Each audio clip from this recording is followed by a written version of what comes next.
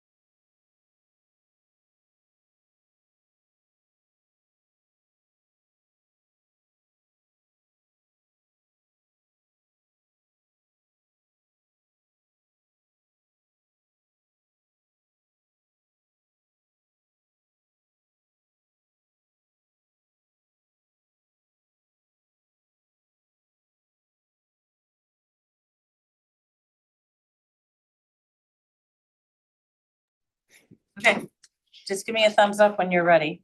On. Okay, great, thank you. Good evening. Welcome to our March 6th, 2025 school board meeting.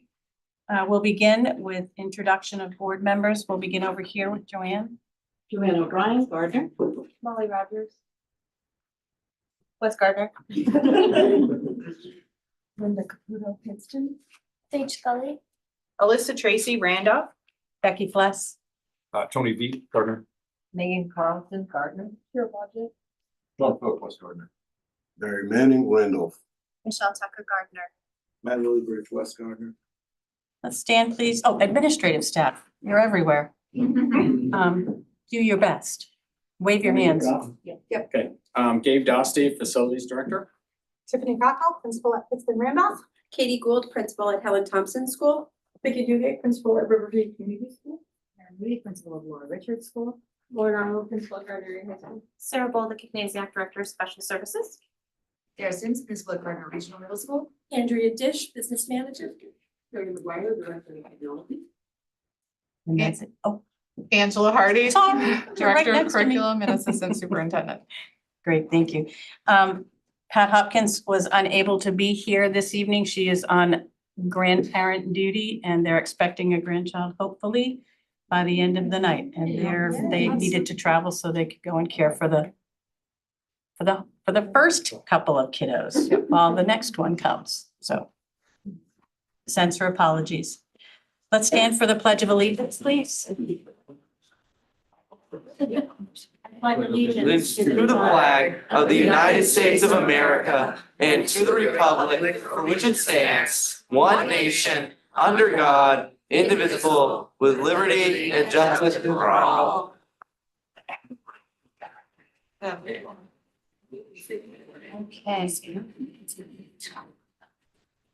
So we have public comment. We will be sticking to 20 minutes tonight as we have a very full agenda. There will be 2 minutes per person.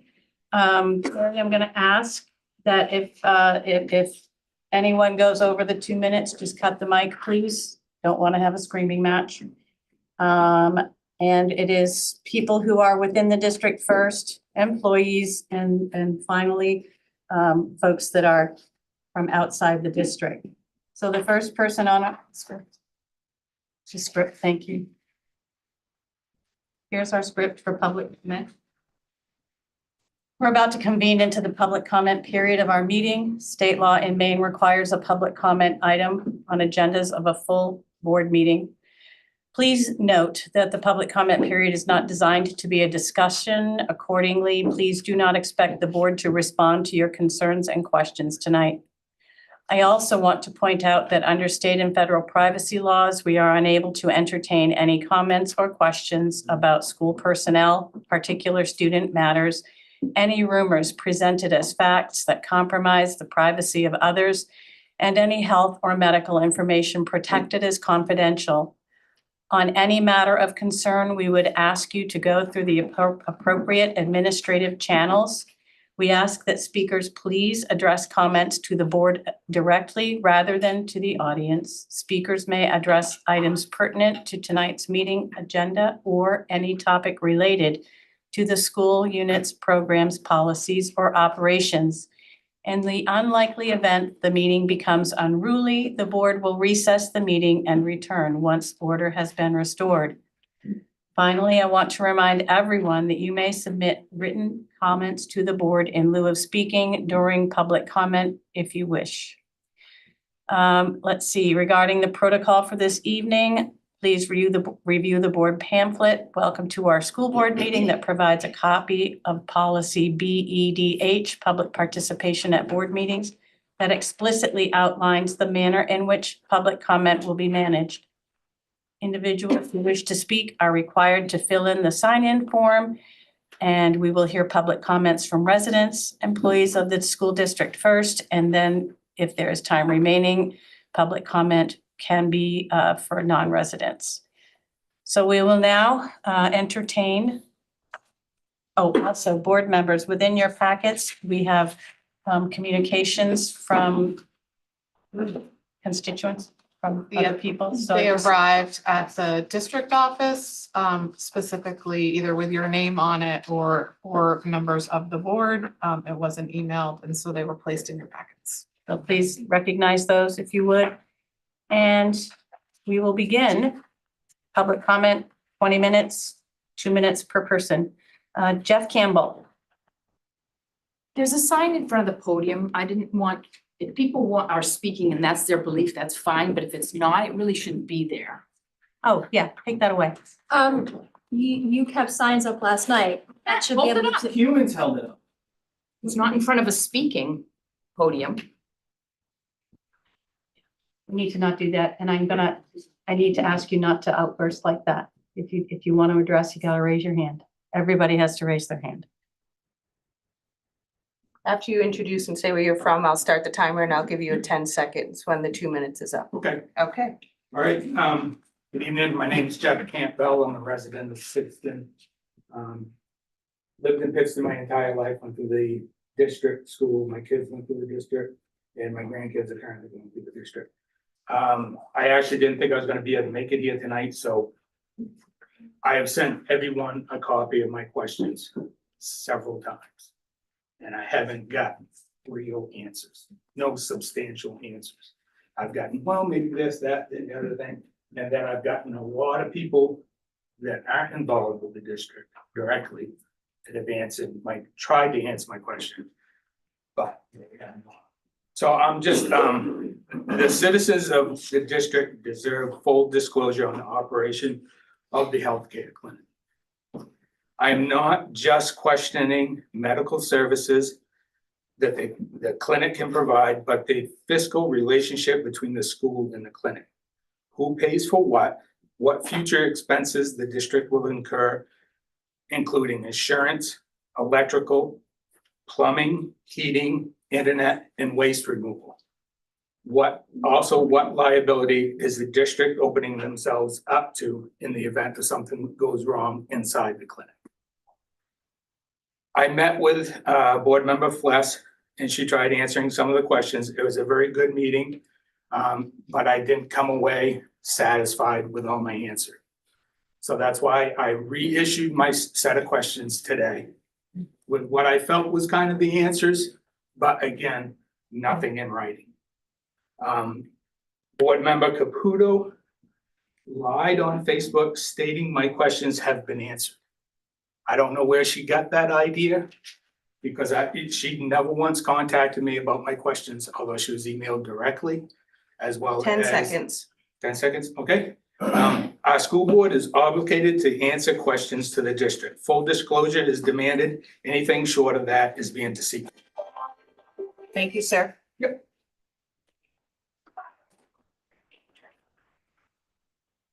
Catherine Easy. I got it right tonight.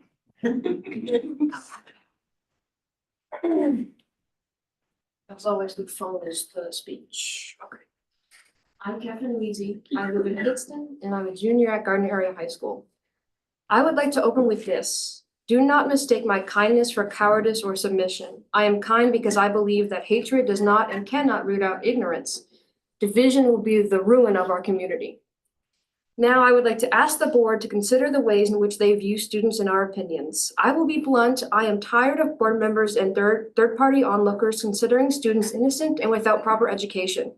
We are our own people, not vestigial parts of our parents. And I, along with other students who have voiced their opinions, are not puppets being whispered opinions to echo on agenda. We have done our research, we have attended meetings, we have lived the experience of this district. Next, I insist that you do not dismiss the existence of the LGBTQ+ students that you have sworn to protect by taking on this job. It doesn't mean considering their identity mental illness. That means bringing yourself to an understanding of who they are. Do your research, please, and that does not mean locking yourself in an echo chamber. Finally, as always, I ask you to resist fear-mongering and conduct your job with compassion and an open mind. If you have been tuning me out this entire time, please at least hear this. Always allow yourself to gain new knowledge, empathy, and understanding. You will never properly take care of this district if you do not step out of yourself and listen. Thank you.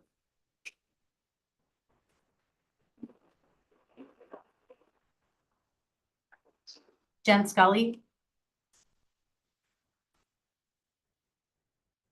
Good evening. My name is Jen Scully. I'm a resident of Pittston, and I have two children who attend MSAD11 schools. Tonight, I want to start off by expressing my deep gratitude to the board majority. You have worked tirelessly in the face of harassment, unwavering in your commitment to the schools in our district. Thank you for prioritizing the needs of all students and for striving to make our schools inclusive, safe places where every child is valued. Thank you for considering not just the academic success of our students, but also their physical and mental well-being as you shape policies that impact their daily lives. And thank you for upholding my parental right to know that my children attend a school that accepts and celebrates every student. Finally, thank you for considering the health clinic, which will definitely meet our community needs. Next, I would like to dispel some myths that have been circulating. We are not here today because of a conspiracy to silence opposition. We are not here today because we are colluding with board members. We have been here, we are here, and we will continue to be here for a very simple reason. We see the misinformation on social media. We see alignment with hateful groups and people from outside of our community that seek to cause chaos and harass our students, staff, and board members. We see board members continually violating policy and serving their own agendas rather than the students. And we are determined to put an end to it. Thank you.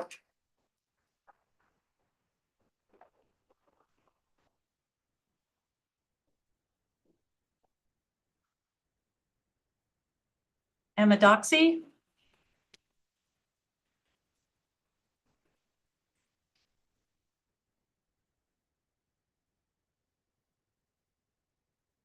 Hi, I'm Emma Doxey. I'm a resident of Pittston.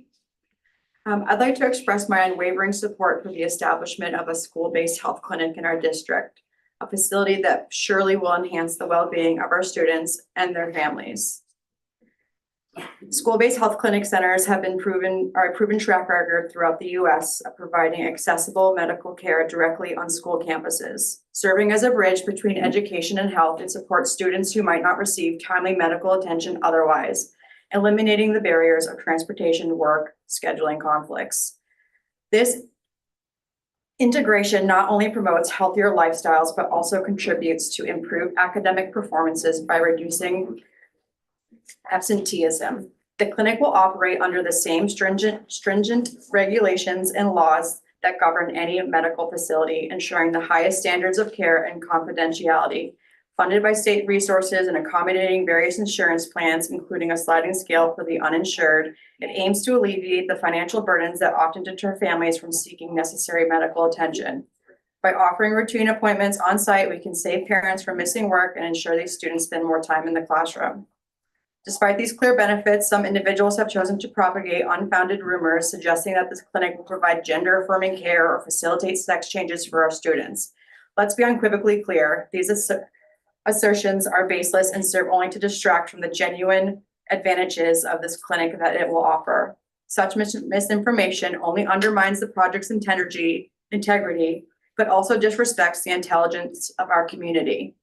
It's disheartening that we are in an era that access to healthcare is paramount, and some would rather cling to fabrications than support initiatives that serve the greater good. Their opposition, rooted in falsehoods, does a disservice to countless families who stand to benefit this clinic.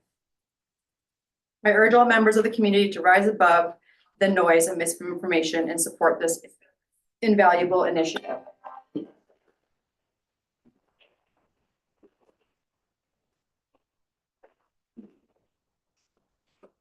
Justin Basinger.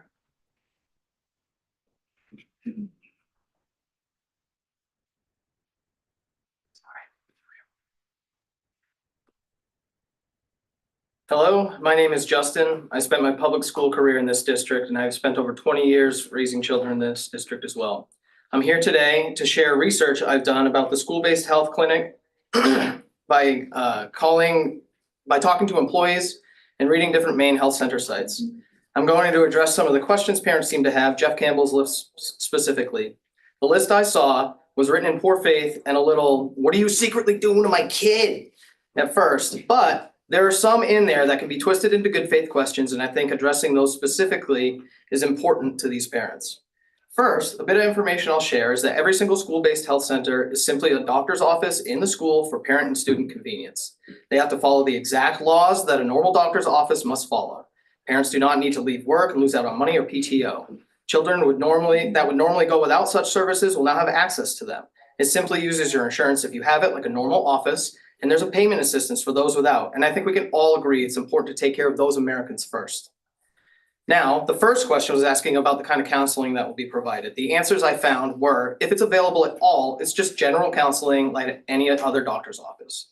The next decent faith question was the opt-in, opt-out policy. It's completely opt-in. Your child will not be permitted to go without parental consent. People seem to think that children are going against their parents' will, and honestly, that's a parenting problem. Maybe you should love your kids differently so they trust you. Maine law states that a child can go to a doctor's office without a parent, and no one can tell a parent anything once they're 16 years old. That's the law at the doctor, that's the law at the center. The final actual question was asking if prescription drugs can be provided at the center. The answer I got was no. Nurses can provide the usual Tylenol or ibuprofen and Band-Aids, and an MP can prescribe medications just like a normal doctor's office, but the drugs are not provided at the center. They need to be bought at a pharmacy like every other person. I hope this clears up the questions holding the health center vote so we can move forward with a project that'll save parents both time and money and make our kids both happier and healthier. Thank you.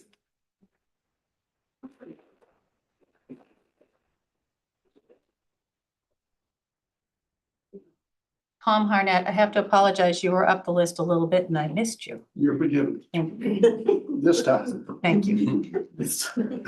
I'll tread carefully. Right.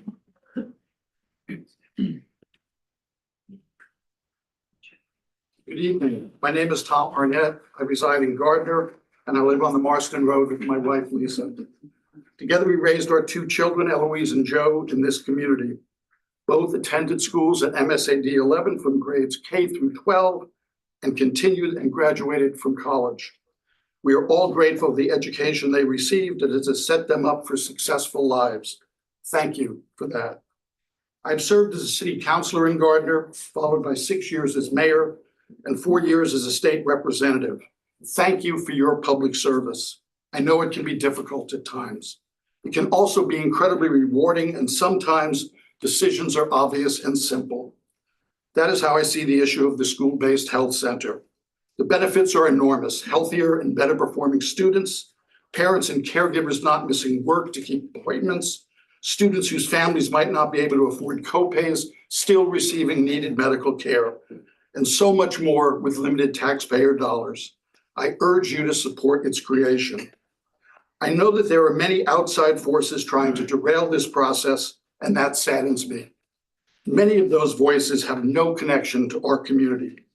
They either do not understand the existing laws regarding minors in healthcare or deliberately choose to distort them. I like to think it is a misunderstanding, but I am not certain. Moreover, I am concerned about the damage being done to members of our school board and others being targeted with hurtful, hateful, and sometimes slanderous words, most notably directed at caring staff, our students, our young people, including some of our most vulnerable students. People targeted with hate suffer, and that is simply wrong, period. Hate has no place in our community. It has no place on or in our school board, and certainly not in our schools. Please do not let hate and misinformation prevent healthcare being made available to all students. Thank you.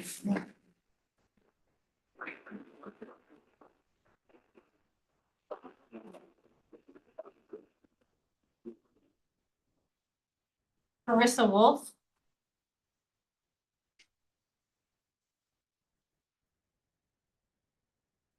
Good evening. My name is Carissa Wolf and I live in Gardner.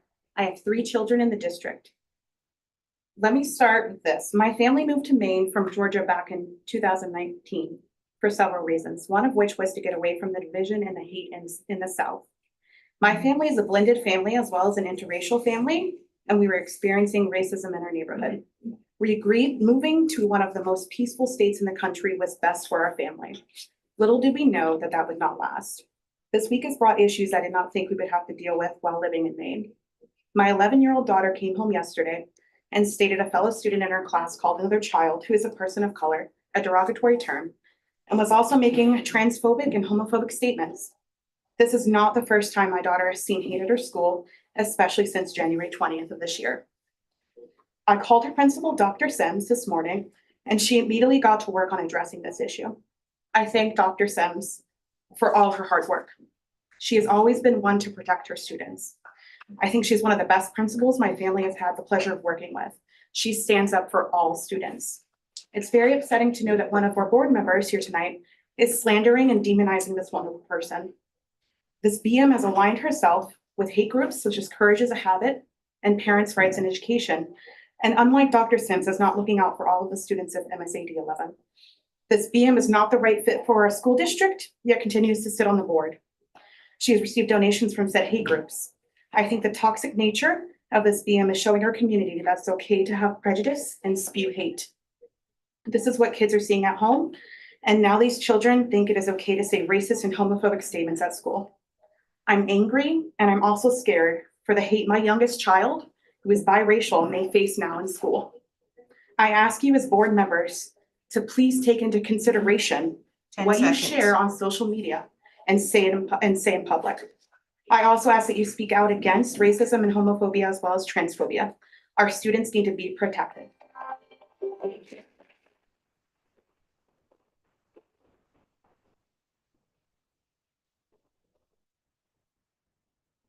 Jane Beckwith.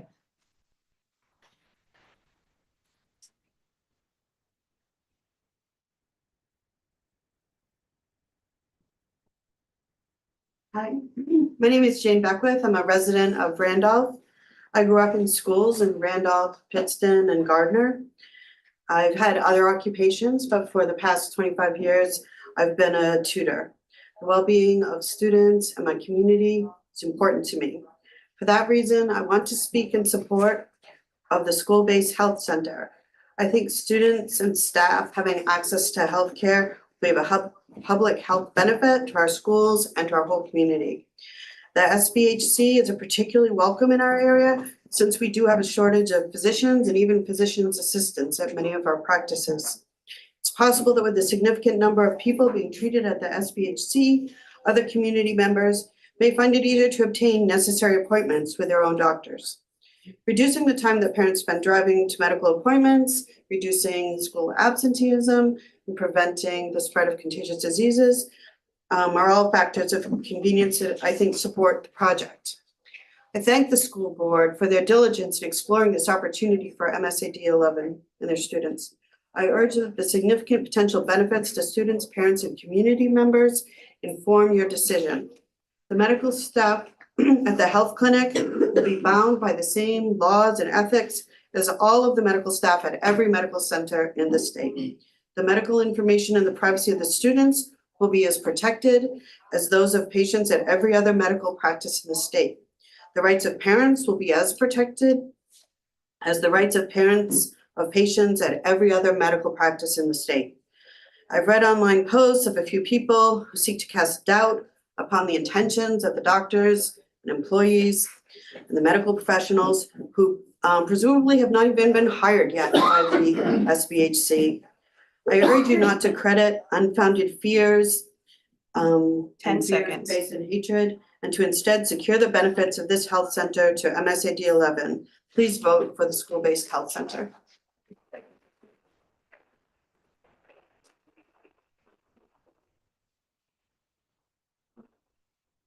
Urban Morrison. Good evening, Urban Morrison, West Gardner. I don't have anything scripted. I wasn't planning on necessarily doing this, but as I tried to find information, I couldn't find much. I don't understand why, if there are already set in stone standards, why they wouldn't be printed. I had no idea. Is this strictly a high school item or is it under? Because I've heard comments that the child has to be 16 years old to go without their parent. Again, nowhere can I find that. So I don't understand what all the secrecy is about. I also watched last night's meeting and I almost couldn't watch it. There was slander amongst the board. There's people that should have been removed from the meeting as board members. And we're wondering why our kids act like this. The kids are watching and they saw it last night. I saw not really any corrections being done, but I definitely saw racist comments. I heard hateful comments, and there's no place for that. They can't do it at school. Why can you do it as a school board? Okay, I just think that way too much is being left out. We don't understand exactly what this proposal is, at least I don't. Why can't it be posted on the website exactly what this medical center, or whatever you want to call it, is going to be? I assume it's going to be run by a physician's assistant who has to have doctor permission. Is there going to be a doctor? Is this going to be continuously funded? Okay, maybe we have a grant right now, but what do we do in 5 years? 10 seconds. So I just would like to throw all those questions out to the board and see if maybe by next meeting we can have some answers.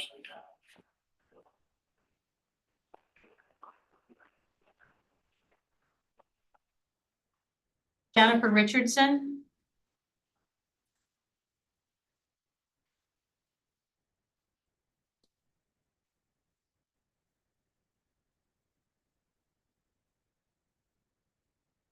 My name's Jennifer, I'm from Gardner. I don't really understand how people get sucked into misinformation. Maybe too much social media, not enough reading. I remember a few years ago, a friend of mine from high school posted an outrage that a Maine school put litter boxes in bathrooms for students who identified as animals. It just so happened that I was teaching at that school at the time. Ridiculous. Strangely enough, I was given a perfect example of what is happening with these hate groups. Last night, I made a point to say that we can't deny the rights of some families by banning books that you don't like. We can't deny health care to many families in need because there's a group saying that medical professionals are trying to convert students. Today, Michelle Tucker's group published online a flyer of me saying that what I said last night is that I promote pornography and substances of any kind being used by students. I got a number of messages because people know me and who I am. And I would fear to say that you lost a lot of support instead of gaining. You align yourself with them. You lie with dogs, you get fleas.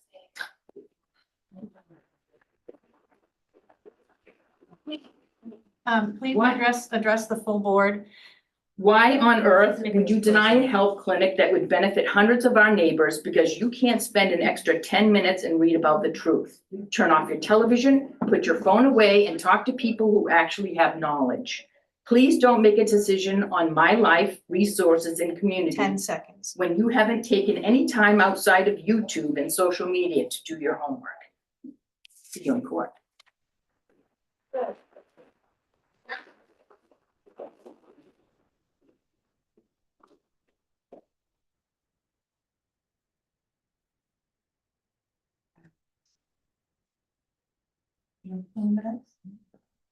Okay, so we have reached 20 minutes. I'm not the timekeeper.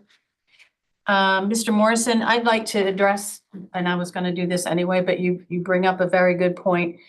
The whole board asked for there to be a contract or a memorandum of understanding, which we take very seriously and have asked for that. The memorandum of understanding is now and has been with their attorney and our attorney, and we are waiting.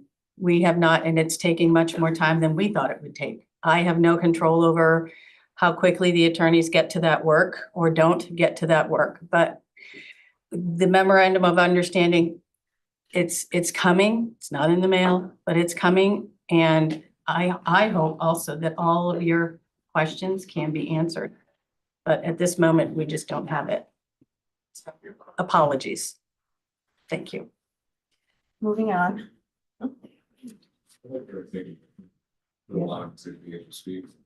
I'm sorry? I would like to make a motion to allow everybody to be able to speak tonight.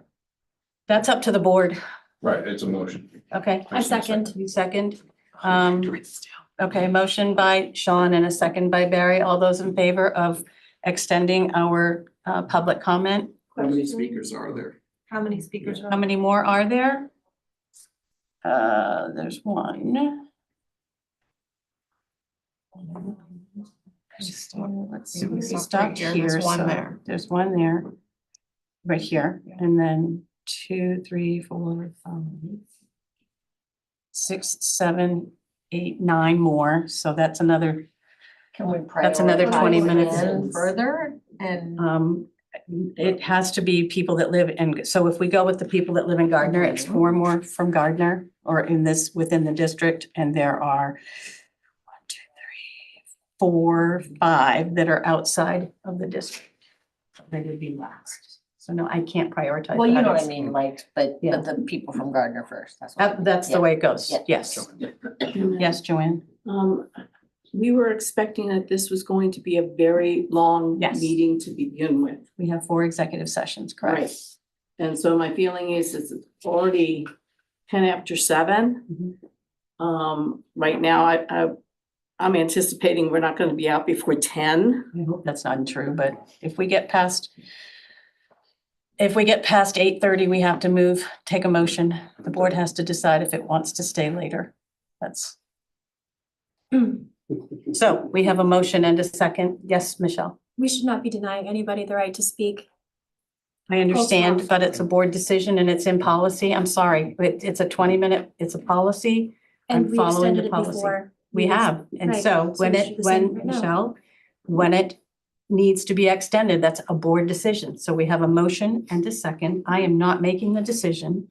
We have a motion and a second, and is our practice on everything. There will be a vote. And Alyssa, Madam Chair, what I was gonna say is our policy states clearly what we should be doing, so that's what we should follow. thank you. You're welcome. Molly, Question, does the policy state we should only have 20 minutes? yes, It does. 2 minutes each. Can I don't remember how to do this exactly, but how to suggest an Amendment? amendment to the motion. So you have to ask Can- Sean if right. it's you make your amendment, he It's has to decide if 7:10, it's can friendly or we- not. Vote to extend to 7:30. 20 more minutes, Yeah. and whether that encompasses everyone or not, but 20 more minutes. So, 2 minute I'm moving timelines. the motion that, we extend the, public discussion another 20 minutes. Is there a second for that? Second. Second from Barry? Okay. Any further comments or questions or suggestions? All those in favor of extending to 7:30?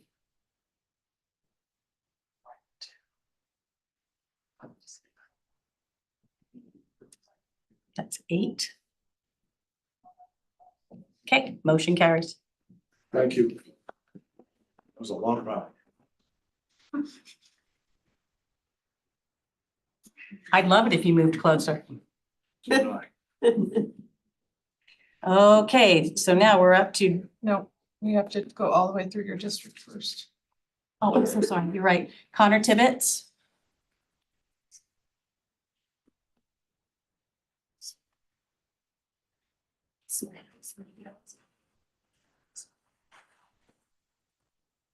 Good afternoon, members of the board. I am Connor Tibbetts, a sophomore at Gardner Area High School, and I have come to comment on the school-based healthcare clinic and the benefits it would bring to the school community.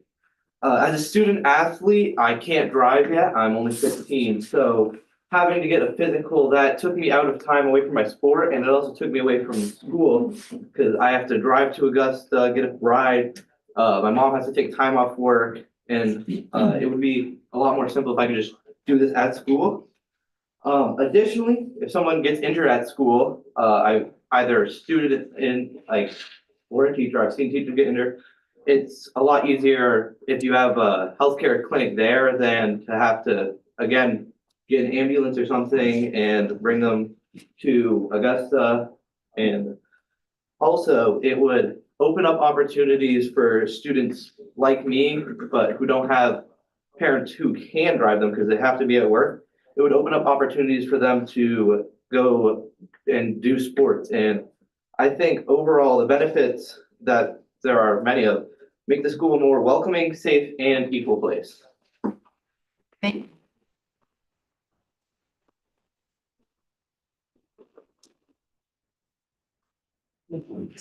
Karen Faust.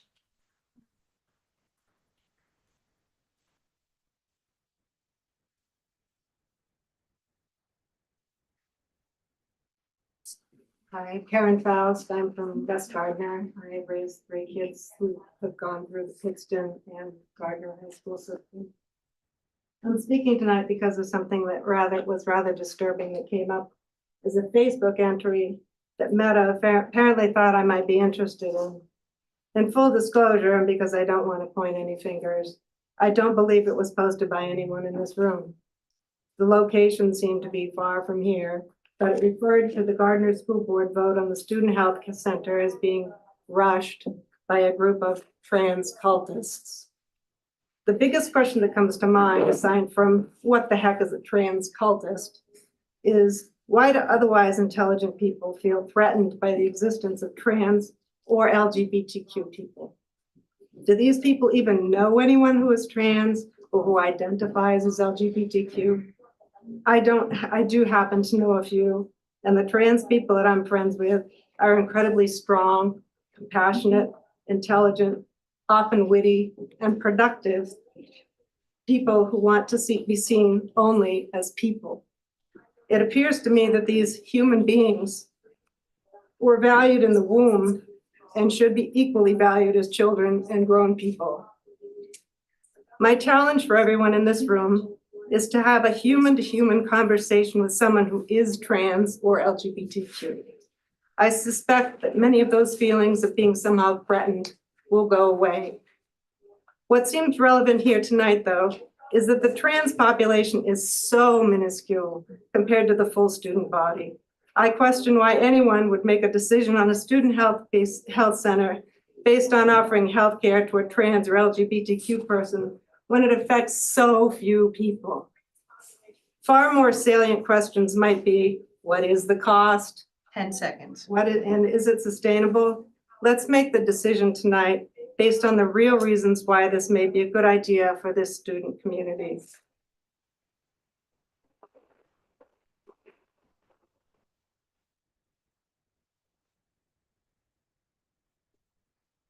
Erica Clark.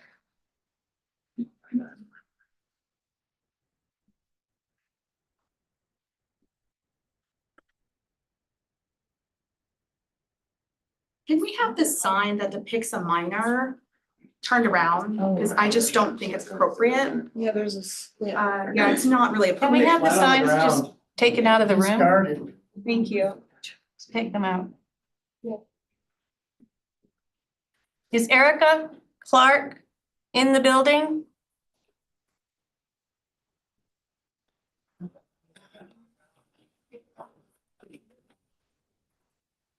I do see her, I don't think she is. Can somebody, is she in the hallway? Can somebody alert Erica Clark that it's her turn to speak? Can we move the signs, please? That sign must have taken all night. I'd really like to take the signs There is out. Photos of minors on. There are photographs of minors on those signs. Yes. Just take the signs out. There are photographs of minors. You congratulated the women last night Those protesting. are handmade signs, Alan, and I'm not gonna argue with you. Public comment, thank you. I'm telling The you, car to vandalize? I'm asking, You. excuse me. That you just stop. Stop the crosswalk. Terry, Is there any more questions? Terry, please stop the mic.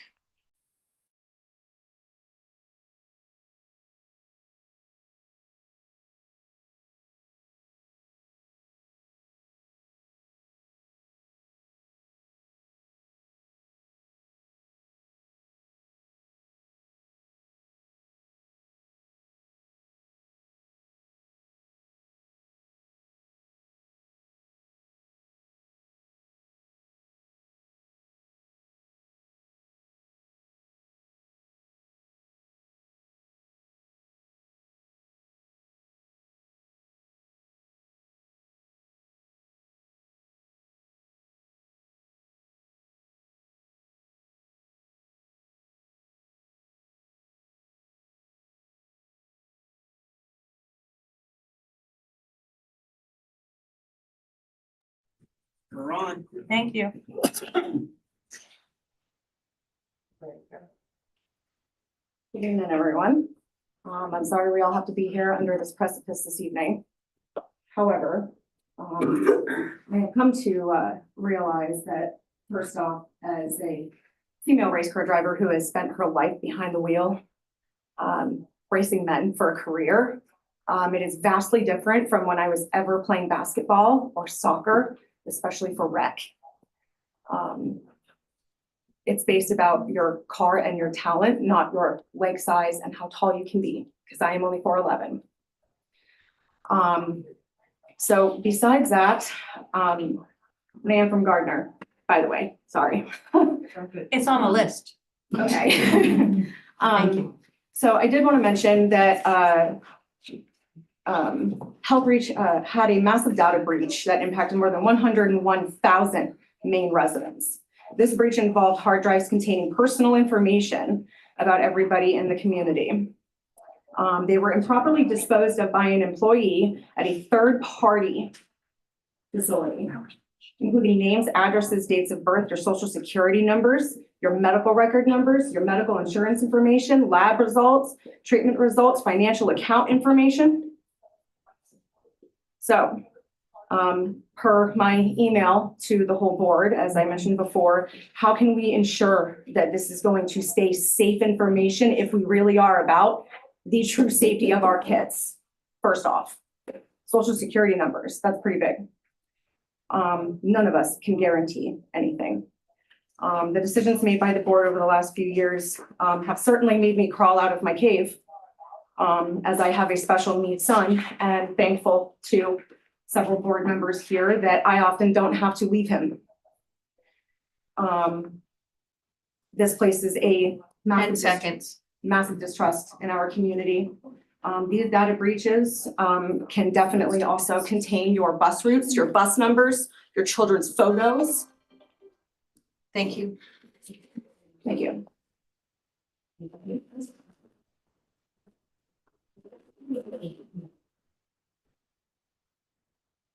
JC, is it JC something from Thorndike? Is there someone here from Thorndike? That's from me. I just signed it because we thought we were all supposed to sign it. Oh, Do I have okay. to go to the podium? I do have something to say. Yes. You're next on the list. It's Joe. And I Oh, know my okay. handwriting isn't quite that good. I'm really sorry. How do you pronounce your last name? Same as always.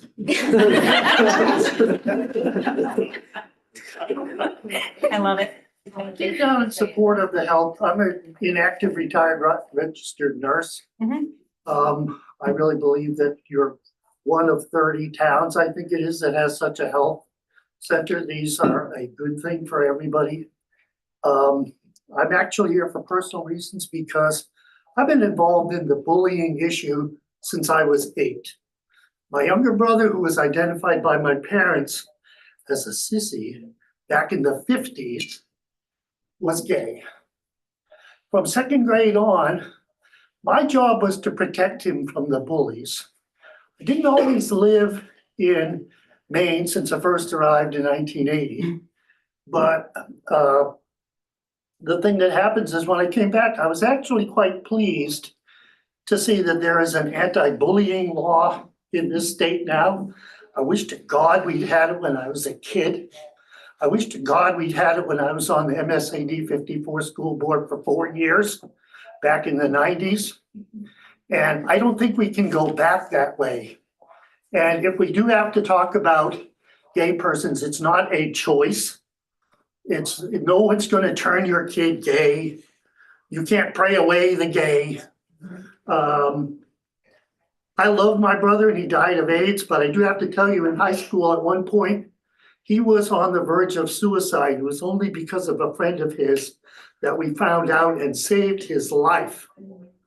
And that's very important to me. And we have to realize that that's going on today. We're perpetuating hate. That is wrong.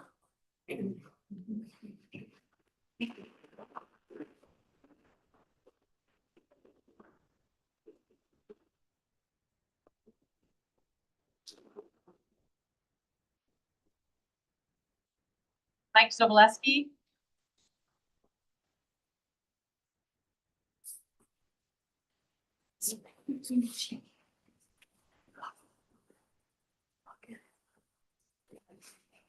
Thank you very much. I am State Representative Mike Sobolewski, a Gardner graduate. I've been here a number of times, and after getting nowhere talking to the board about the health clinic, I talked to the city. I met with the acting city manager at the time and the code enforcement officer, Chris McNeil. After that discussion, I appeared before the city council. And at that meeting, I provided the city and code enforcement with Health Reach's own documents stating they are a private entity, nonprofit or not, a private entity. I also pointed out that the area which the school sits on is zoned as ECR, Education, Community, and Recreation. Meaning that by code, a private entity is not allowed to be permanently established on school property. I left them to review the information. On Tuesday, March 4th, I again contacted Chris McNeil, code enforcement officer, asking what the status was. He told me the school district has not yet applied for a permit to put a health clinic in the school, and if they do, that permit would be denied. This school board has put this entire community through all of this drama, disconnect and division. And not only have you not applied for, but you can't obtain the necessary permit to put the clinic on school grounds or responsibly enter into an agreement or a contract with Health Reach. I believe that you knew that because it's in your bylaws, I believe as well. And you intended to violate the law, believing that I can get away with it. And maybe later it's easier to beg for forgiveness than to apply and go through the process. I suggest you call for an immediate session regarding the clinic and vote to end the discussion on the matter and abandon the project. And I will be continuing to 10 monitor seconds. your actions. Thank you.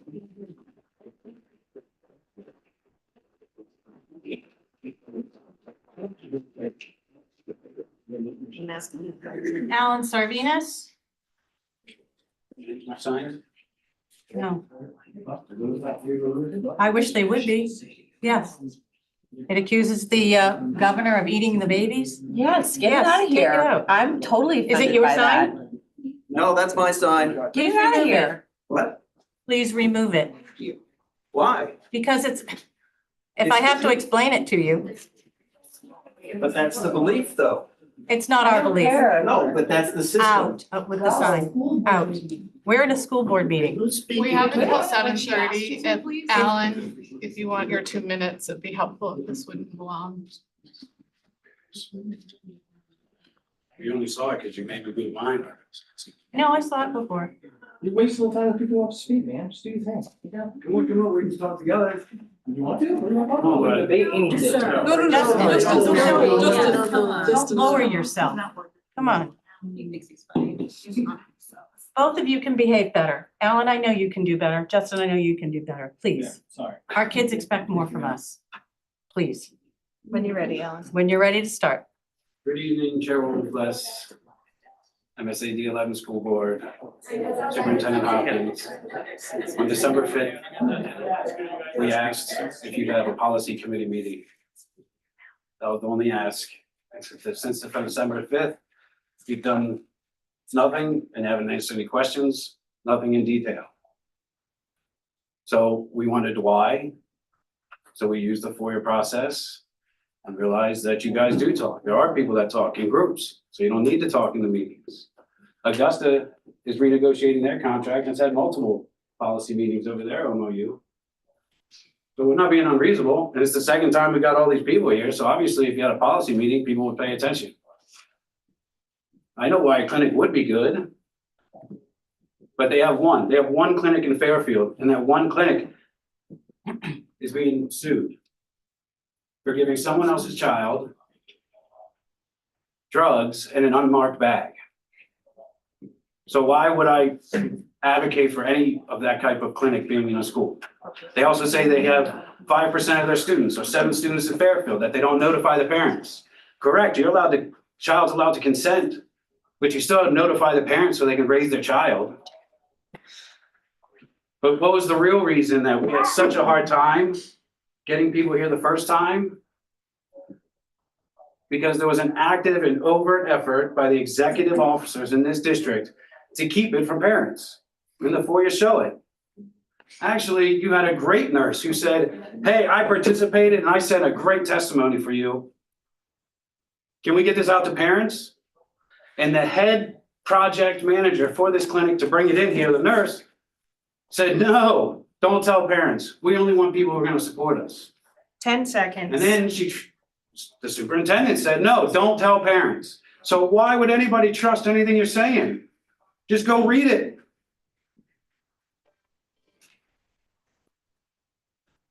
We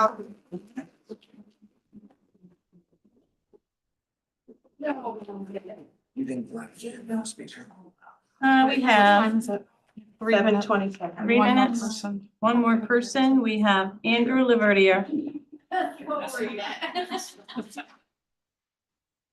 you go. That's the safe sign. All right, my name's Andrew Laverdier. I am from Bangor. So the question I'm addressing is the problem that we have a system of, It used to be called eugenics, right? We're under a system, basically that says that the world is overpopulated, we need to reduce the population. So we have to basically, like the eugenics movement of the past, chop the genitals off, right? We had a law that said we had to sterilize people, you know? I'm seeing the exact same thing now. It's the exact same mentality of the eugenics movement of the past. What it is. So that's my sign, right? Governor is in castrating people to save Gaia and the environment. So we have the two paradigms in front of us. One paradigm says, right, development, right? Let's unleash the creativity in every human being so we can increase the productivity, we can increase the living standards of everybody, and that requires basically more people, as Ben Franklin wrote. And in response, Thomas Malthus wrote the famous population doctrine that says we have to eliminate people, especially poor people. Which we get the eugenics movement and what you see today in the trans movement. That's the origin. So what's the solution, right? Today we have a paradigm where we can join China and Russia and India and the BRICS nations and grow the economy so we can have full families and people have high living standards. So do we want to have this Malthusian delusion to say that, well, let's just chop the 10 genitals off, seconds. right? So that'll solve things, as the Malthusians said, right? Reduce the population. So that's all they're pushing. So stand up to them because, like I said, they're pushing Thank you, a sir. depopulation agenda. Carrie, if you could shut off the mic.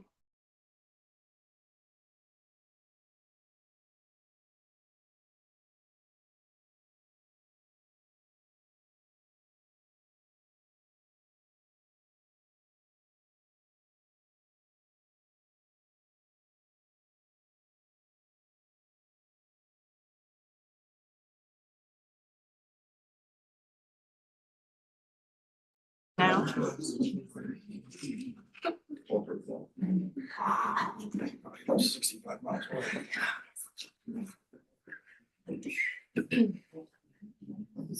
we convene tonight, I wish to address the concerning atmosphere that's developed around our school board proceedings.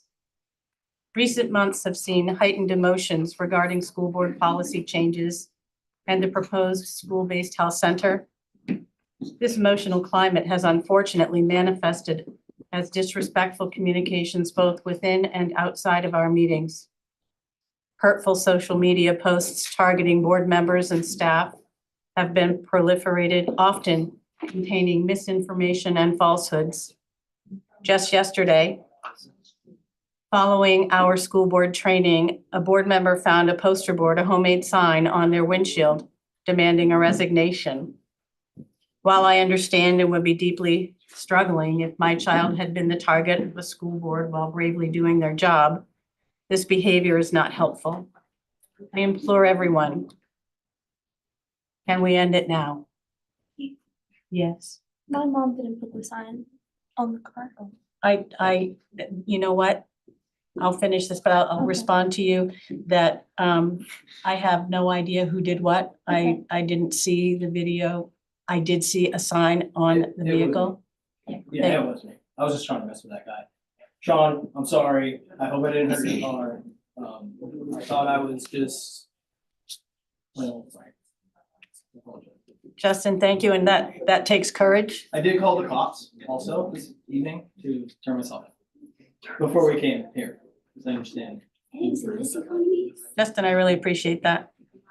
And these are the things that's courage. It takes courage to stand up for the things that you do when you're wrong. Does Sean get a that or anything? If you have something to say, now's the time. I mean, I'd like to actually build rapport with you and actually have a decent conversation. I mean, you sound like you could be reasonable, but I don't like the underhandedness of stuff. So I mean, if you want to approach it honestly and have an honest conversation with me, I'm willing to do that with you. Fair enough?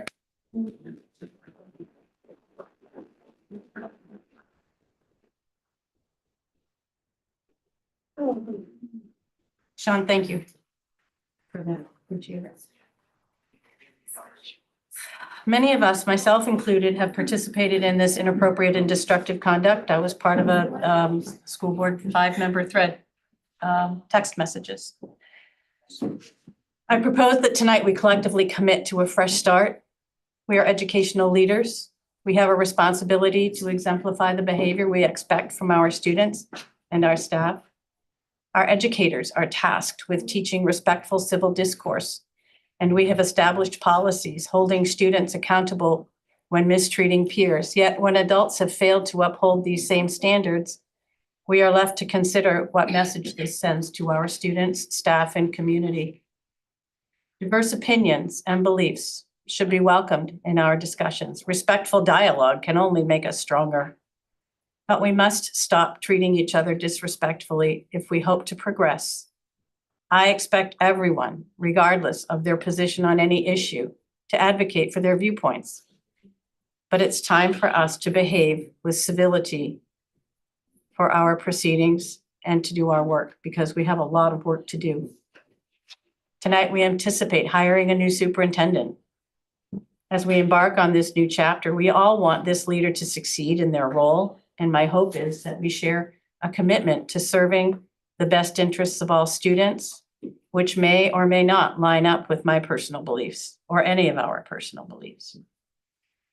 We all have choices to make, and I ask you, board members, to remember last night's training and to pause and consciously decide which hat are you wearing before posting the inflammatory message or sending the text. Pause and ask, is this kind? Is this helpful? Is it building trust? I'm asking community members as well. Continue advocating for your beliefs, but do so respectfully, regardless of how you perceive others' conduct. Rise above the discord and demonstrate to our students and staff what true leadership in our community should embody. And then there's a couple other things I need to address. I need to address Alan Sarvinas and the emails that he say where we have said right out loud, don't, the superintendent and Nora, don't tell parents.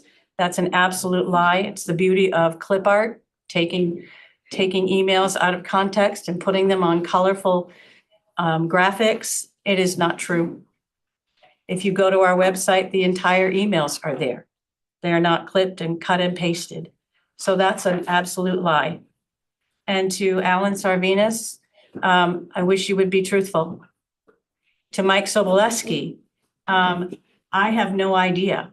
Please take that out. We're not keeping secret. There are no secrets. You kept the last clinic vote a secret. We did not. Go on the website, go in for you and read it for yourself.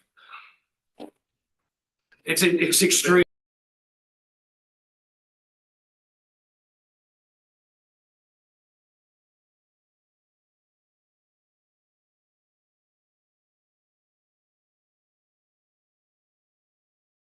To deal with such disrespect, it's really very difficult. And I apologize. I'm doing my job as a volunteer. And I have no knowledge. I have no knowledge of hiding a vote. Do we have meetings in executive session? Absolutely, we do. Absolutely, we do. Because when we get advice from our lawyers, that's in executive session. We have executive session when we're discussing a student, when we're discussing employees, when we're any number of things. Look at the law. We have executive sessions. There are no secrets here. And to say out loud that we're keeping secrets is a lie. What were the emails referring to? I can't tell you. I don't know. I didn't read them. Jeff, they were referring to a communication about supporting the health clinic and the communication amongst the staff members or some administrators did say those words about not sharing with parents. That part's true. The context of that is we should not take a stance as staff members within the school and use the school email system to communicate with parents that we want them to support the healthcare center. That was what we were asking, not me, but the chain of people involved. That's what they were going back and forth. Like, no, at school, we don't do that. No. Oh, not with this system. I don't, Nothing with the school email. Nothing with school email. That's what that was. It was like it was a message, can we send this out to families? And the answer was, as an entity, as a school unit, no. Because it would say, as a school unit, before the board has deliberated and made decisions, that would be endorsing and as a collective unit, promoting something before the board has had deliberations. Being selective on who they can send it out. No, it just I said think you're parents. misunderstanding. It just said parents. No, I know that's it, but Yeah. it was already being sent out to specific people. There may have been people part of some committee that signed up to participate and they have relationships, but it was not like the school unit, the request for the school unit to send it out, we wouldn't do that. Because it's not ours. It belongs to Health Reach. It's not, well, it's also just not appropriate for like Dr. Sims to send something out like that. What was it doing? The health clinic is not ours. It belongs to Health Reach. Will occupy a space. I understand, but I'm talking about Yeah, the email the exchange. email and the form. I'm not gonna get hung up on the phone. Right. But the form letter, that email, the form letter was what they didn't want to be distributed. From a school unit. If an outside organization wanted to share it using their own communication methods, that's their decision. We didn't want it to say like, from Gardner Regional Middle School, here's a blanket statement. And the communication said, no, I don't think that we should be taking that stance, basically. It was clearly stated in the fact that they should have just said. Well, they didn't, they understood because they have a relationship with each other, that's what that meant, like, no, we shouldn't do that because that, honestly, because it would be misinterpreted, right? And so instead, the FOIA was conducted, the informal communication between adults who work together closely that was basically saying, no, that's not the appropriate measure, it's not I just asked you appropriate. to understand how the perception is of that, regardless of you hear the comments. But there's been a severe lack of communication, lack of details. And I've been asking for 2 months. Yes. I don't want to hear from people that aren't on the board, and I don't want to hear from people unless they're part of health. I want official information with details. And we can't give you information They won't have that. another one. So I missed one. Well, so, I don't want to hear that. So, either, Mr. because Campbell? It was a sales. Jeff, Mr. hang on. Campbell, Bring it down. I've read all your emails that have come through too, and your questions. I know that part of this process is trying to get through these two lawyer systems to review an MOU, to even understand if there can be agreement on an MOU. I think the request for answers to your questions is appropriate and intended to happen.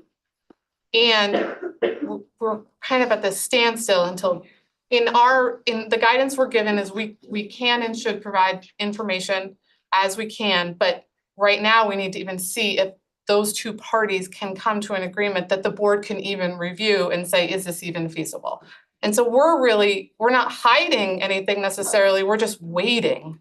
And we don't have a lot of additional information until the board then reviews the details associated in the MOU, has further questions and goes through some questions beyond what was shared at the informational session, which is outside of the district.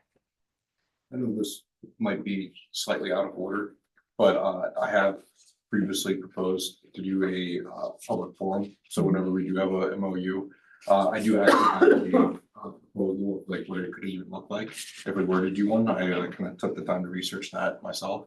So I don't know if you would want to put that as a motion at some point, and that when we do have a board, an actual MOU, that we could have a public forum. I think that the board has the opportunity to make some decisions as more information becomes available. I'm not the board. I'm just here responding to questions and supporting your facilitation. I think it would be wise for the board to hopefully get this MOU. If they can come to a resolution, which is outside of us, right? It's two parties of lawyers, the district party and a health reach party.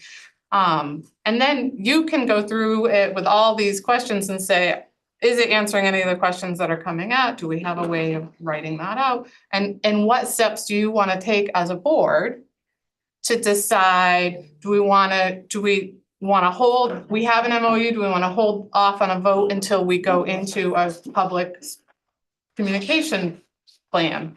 And then you can decide. I think you'll have some options. We're just not there yet. The challenge is, we don't have even the legal guidance and the document you've requested. So the last time it came and said, we want an MOU. We want to see it, want to go through it with a fine tooth comb, which doesn't always happen, honestly, at the board level with schools. Should it? Sure. And we don't have it back. Right. And it's totally out of our hands at the moment. There's no conversations about that where they're working through details like the question, how does internet work? And we don't know what the answers are yet, because they are then referring to, okay, so what does the law allow for public schools and internet access in a health center? And what it doesn't allow? So they're going through all those details and sorting them out. And then they'll be able to provide us guidance on what's allowed and what's not allowed. And then we can say, well, not me, you can say, is this feasible? That's just, we're not the lawyers. Oh, it's very time consuming. It's much more time consuming than I understand you want it to be. Much more time consuming than we thought it would be. I can tell you that there are a couple of health centers within the state that their boards did not require the MOU to be as detailed as we have asked. And our superintendent does not do anything without crossing Ts and dotting Is. She does not want to cost us money. She does not want to cause us heartburn. And so she follows things. We're following the process that we have followed for the last 16 years, that every time that there is something that could get us in trouble, she's going to try and keep us out of it. So it's taken a while, and attorneys aren't cheap and they're not fast.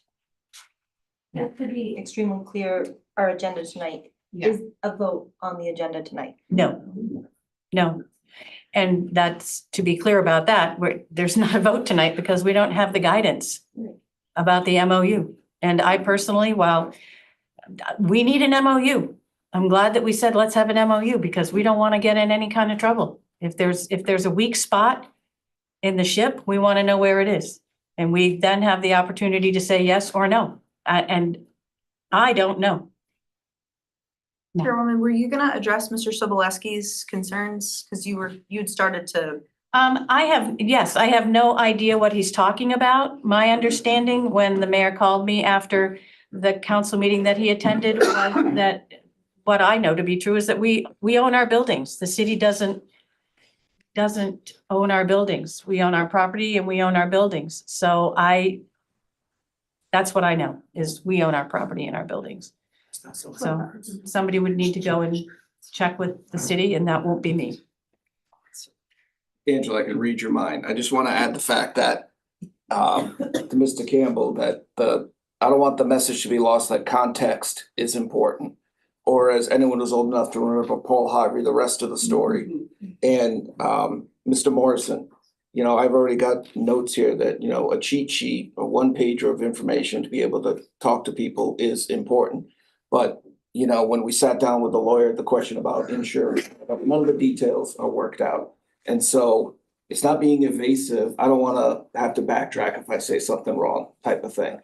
So, and oh, by the way, it's 10 of 8 and we've talked nothing about education. Yeah. Or the agenda. I've been on the school board for 5 or 6 years and we navigated COVID better than we have the last year. I know. This is something, isn't it? Thank you for, thank you for coming. One more thing before we get to the agenda. I'm sorry, I need to say this, that, I just learned tonight before our meeting that we've had a hack somewhere. I don't know if it's through Power School or what, but our phone numbers, district phone numbers, employee phone numbers, school board phone numbers have been shared. And I understand that many of you have been receiving text messages throughout the day from Parents' Rights and Education. We are working, I talked with our attorney tonight. We are working with all law enforcement to track this down. And find out where that leak came from. I can only advise you that if you don't want to receive text messages, to block it. Don't open it. But that's illegal to do, to share people's cell phone information. The district would never, did not, and would not ever share cell phone numbers of anyone to anyone ever. So this was a breach that is serious, and we're gonna track it down. Thank you. Now to the agenda. Thank you.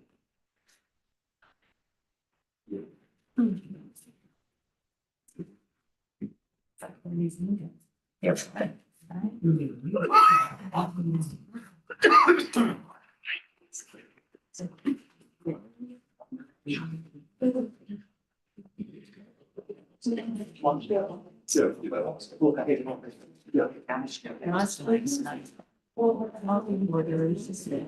Here we are. Good. I apologize.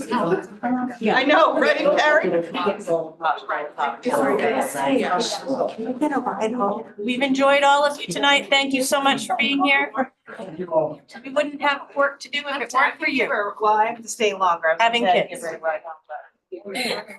Yeah. I can do it. Yeah. You do. Where do you think you're going? Nope. Okay, sure. You're going. I mean, not now, but later. Not now. It's a public meeting. Yeah. Dude, I love. Hey, we'd love to have you. Are you good? I gotta clean out my car a little bit. Oh, yeah. It's either hot or freezing.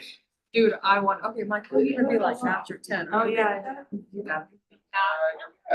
The temperature says. It's 74, I just turned it down. Holy It was on 70. What? Temperature said on 70, it's 74 in the room. Well, there we go. Okay. You're right. Terry's already on. Yeah, very good. Okay, so here we are in section 2, public comment. Let's move ahead. Review and approve of agenda minutes, prioritization of items and alteration of the established agenda format as needed. Any adjustments? Motion then to approve the agenda as written. So moved. Second by you are coming. Okay, questions or comments? All those in favor?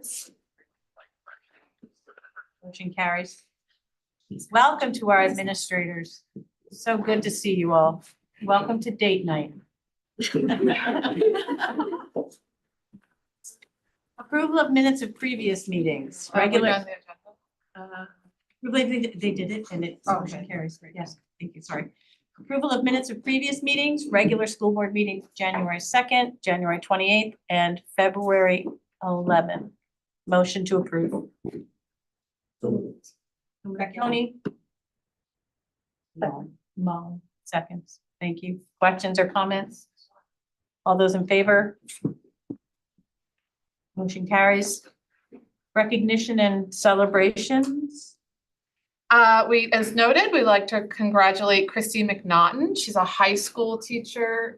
She teaches our life and work classes and yoga. She's been nominated for the 2025 Kennebec County Teacher of the Year. That's awesome. Yay.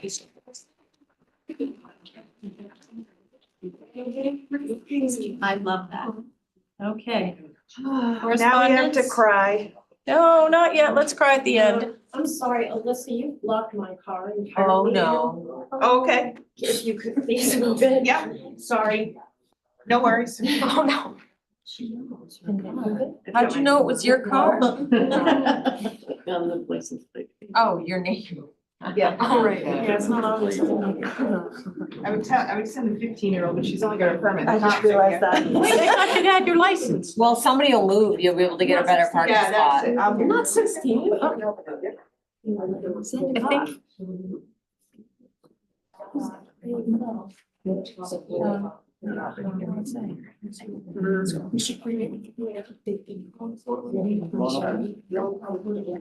gonna move forward with that list. Yeah. Yes, correspondence, As noted. as noted. A lot of retirements.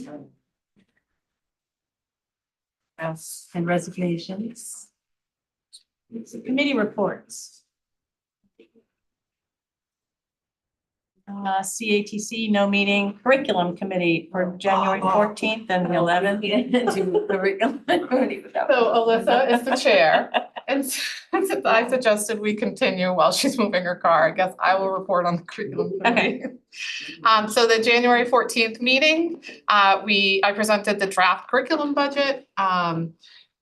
It still will go through, of course, all of the normal budgetary review procedures, but because my job is curriculum and there is a curriculum committee, I usually bring forth the curriculum that the budget I'm proposing within my office for feedback from the curriculum committee members, which they provided, and I use that to make my final draft for the district one before it goes through the finance committee process. So we go through it with a fine tooth comb, and that way I can get feedback before we get in the middle of the budget process. So that's what we did. And we also discussed the opportunity culture school design process approval. Basically, that is our process for strengthening instructional leadership opportunities. And there's been a design process, and the schools were presenting to the district team and our external partners, and we went over that. And then on February 11th, the committee reviewed a proposal for a financial algebra class, which is in lieu of an Algebra 2 class. So instead of taking Algebra 2, they could take financial algebra, which is really algebra and a few other math topics woven together with a real life spin. So they work on things like stock market fluctuations and car loans and what that means mathematically, and business, if you wanted to run a business, what are the math calculations behind that? So things that are more interesting to students and very applied, but with a very strong math lens. So they approved that. And I also presented the mid-year, or otherwise known as the winter assessment results, and an analysis of that. And those were also attached. A PowerPoint presentation was attached in the minutes. And then of course it's on video. Yes, we need to pause. You shut the mic off. It's Terry again. Shut up the mic, please.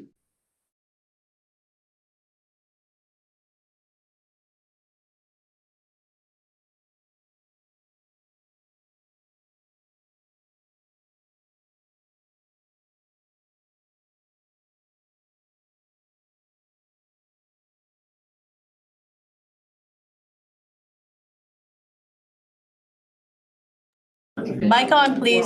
So that was those were the last two curriculum meetings. We did have one in March, but the minutes haven't been prepared. We also looked at the high school choices, class choices. That was the March 6th, that was this week's meeting, and this week's meeting's not on here yet. It'll be on next month. Yeah, we reviewed. That gives us something to talk about This week, next we month. reviewed the program of studies, and it will show up as soon as I get the minutes typed up, and that's okay. And it'll be under your next month's board agenda.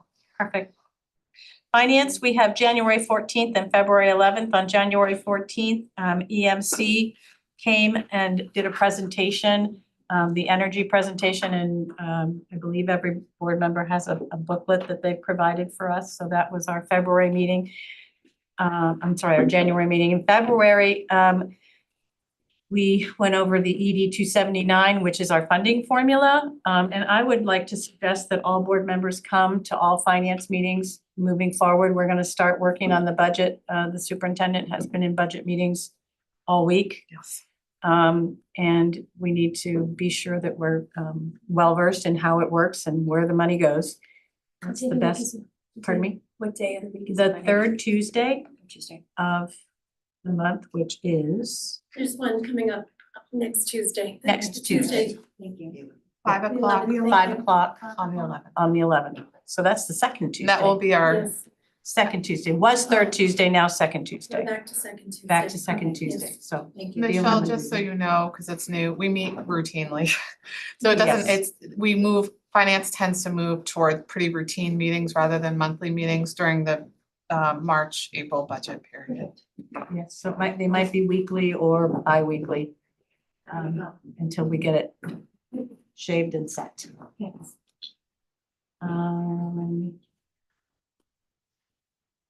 The committee, we talked about our preliminary subsidy estimates from the ED 279, we anticipate receiving an additional $192,800 less than in 2024. And we reviewed and discussed changes to the district's ED 279. And then Andrea presented us with some options about the modular. And if you want to understand that more, I would direct you to the video, to the live stream, and you can get the whole spiel. So that's finance. Policy. Sure. So we did not meet in February. We did meet tonight, but that's not included on these minutes. So what we have for policy is the second reading for policies listed that we had put for first reading at our last regular board meeting. So if I could make a motion, Madam Chair, to advance, let's see, so we have the policies reviewed for second reading and then the job descriptions. Can I do those as a full bundle or should I do two separate policy and job description votes? No, you can do that. Yeah, we reviewed them all at that meeting or we're carrying it forward from that. So yeah, I'd like to put a motion forward to for the second reading for policies as listed and job descriptions as listed. So motion second from Joanne. Questions or comments? And if again, anyone has concerns, go in and watch the policy committee meetings and it will become very clear. Big life month. All those in favor? Thank you very much. We have Any an opposed? abstention. I have One an abstention just because I need to watch the meeting to understand. Great, okay, so it does carry with one abstention. What do you vote? Policy moving forward, the policies that are on the Second. agenda, second reading and the job descriptions. Yeah, I'll vote for those. All right. Ad hoc committee, cell phone committee. No, wellness. I checked it off prematurely. Wellness committee? We had a Q2 meeting in January. We reviewed the policy as we need to routinely.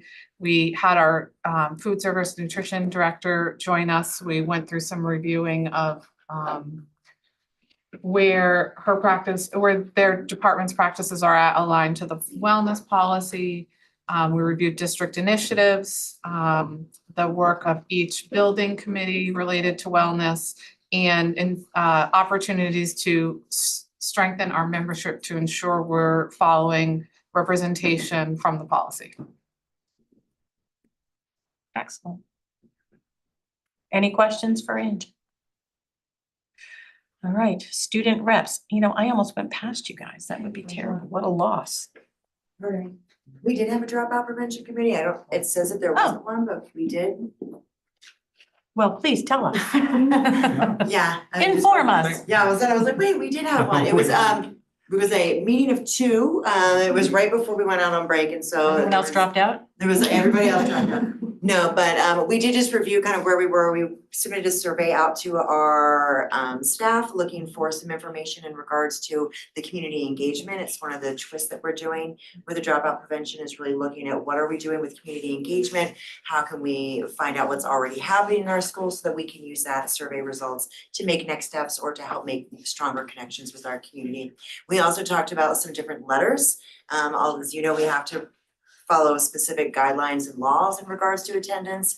As administrators, we have to send out letters and document that we've notified parents that we may have concerns around that. In the past, we have not always loved some of the letters and the way they've been written. They have been almost scolding rather than trying to create a positive culture. And so we reviewed some letters and made some shifts in how we're doing that in the schools.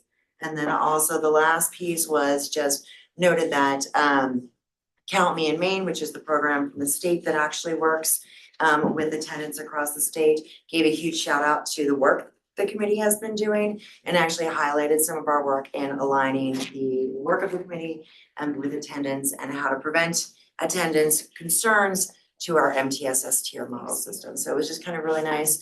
It was, like I said, a great meeting of two, but it was just kind of wrapping up some smaller loose ends, and at our next meeting, looking forward to digging into some data.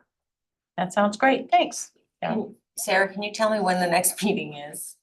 Yes, we always meet the second Tuesday of the month. Yeah, the same day as Everything's curriculum. actually Yes. next Tuesday as well, yes. So that's the same time as curriculum, which is why you didn't see me. So. The next one's the 18th. Oh, well, I that think works. that one was early because of the February break. Okay, so 18th. All right then. All right then. Perfect. Thank you. Student reps. Okay, hi everybody. This is pretty short, honestly, even though it's been 2 months. So National Honor Society had our Valentine's Day flowers and Valentine's Day cards to celebrate Valentine's Day at the school, which went successfully. And there was also the play, which also was incredibly successful. I think it was sold out all 3 nights, right? Wow. Yeah. It was close. It was close. Yeah. Close. Okay. Yeah, Kira, choices matter. So we had a speaker come, he was probably one of the best speakers I've ever seen. I haven't personally seen any other, like any speaker have students have engaged as much. And I had people from like all different groups and cliques in the high school, come up to me and say how amazing they thought the speaker was and how it was impactful. And I thought that was really nice to have. And people got to take pictures with him and do like drunk goggles and test walking in a straight line. No one really did well with that, but then people also got to try simulators, which is what it's like driving a car drunk. That surprised a lot of people with how bad they were at that.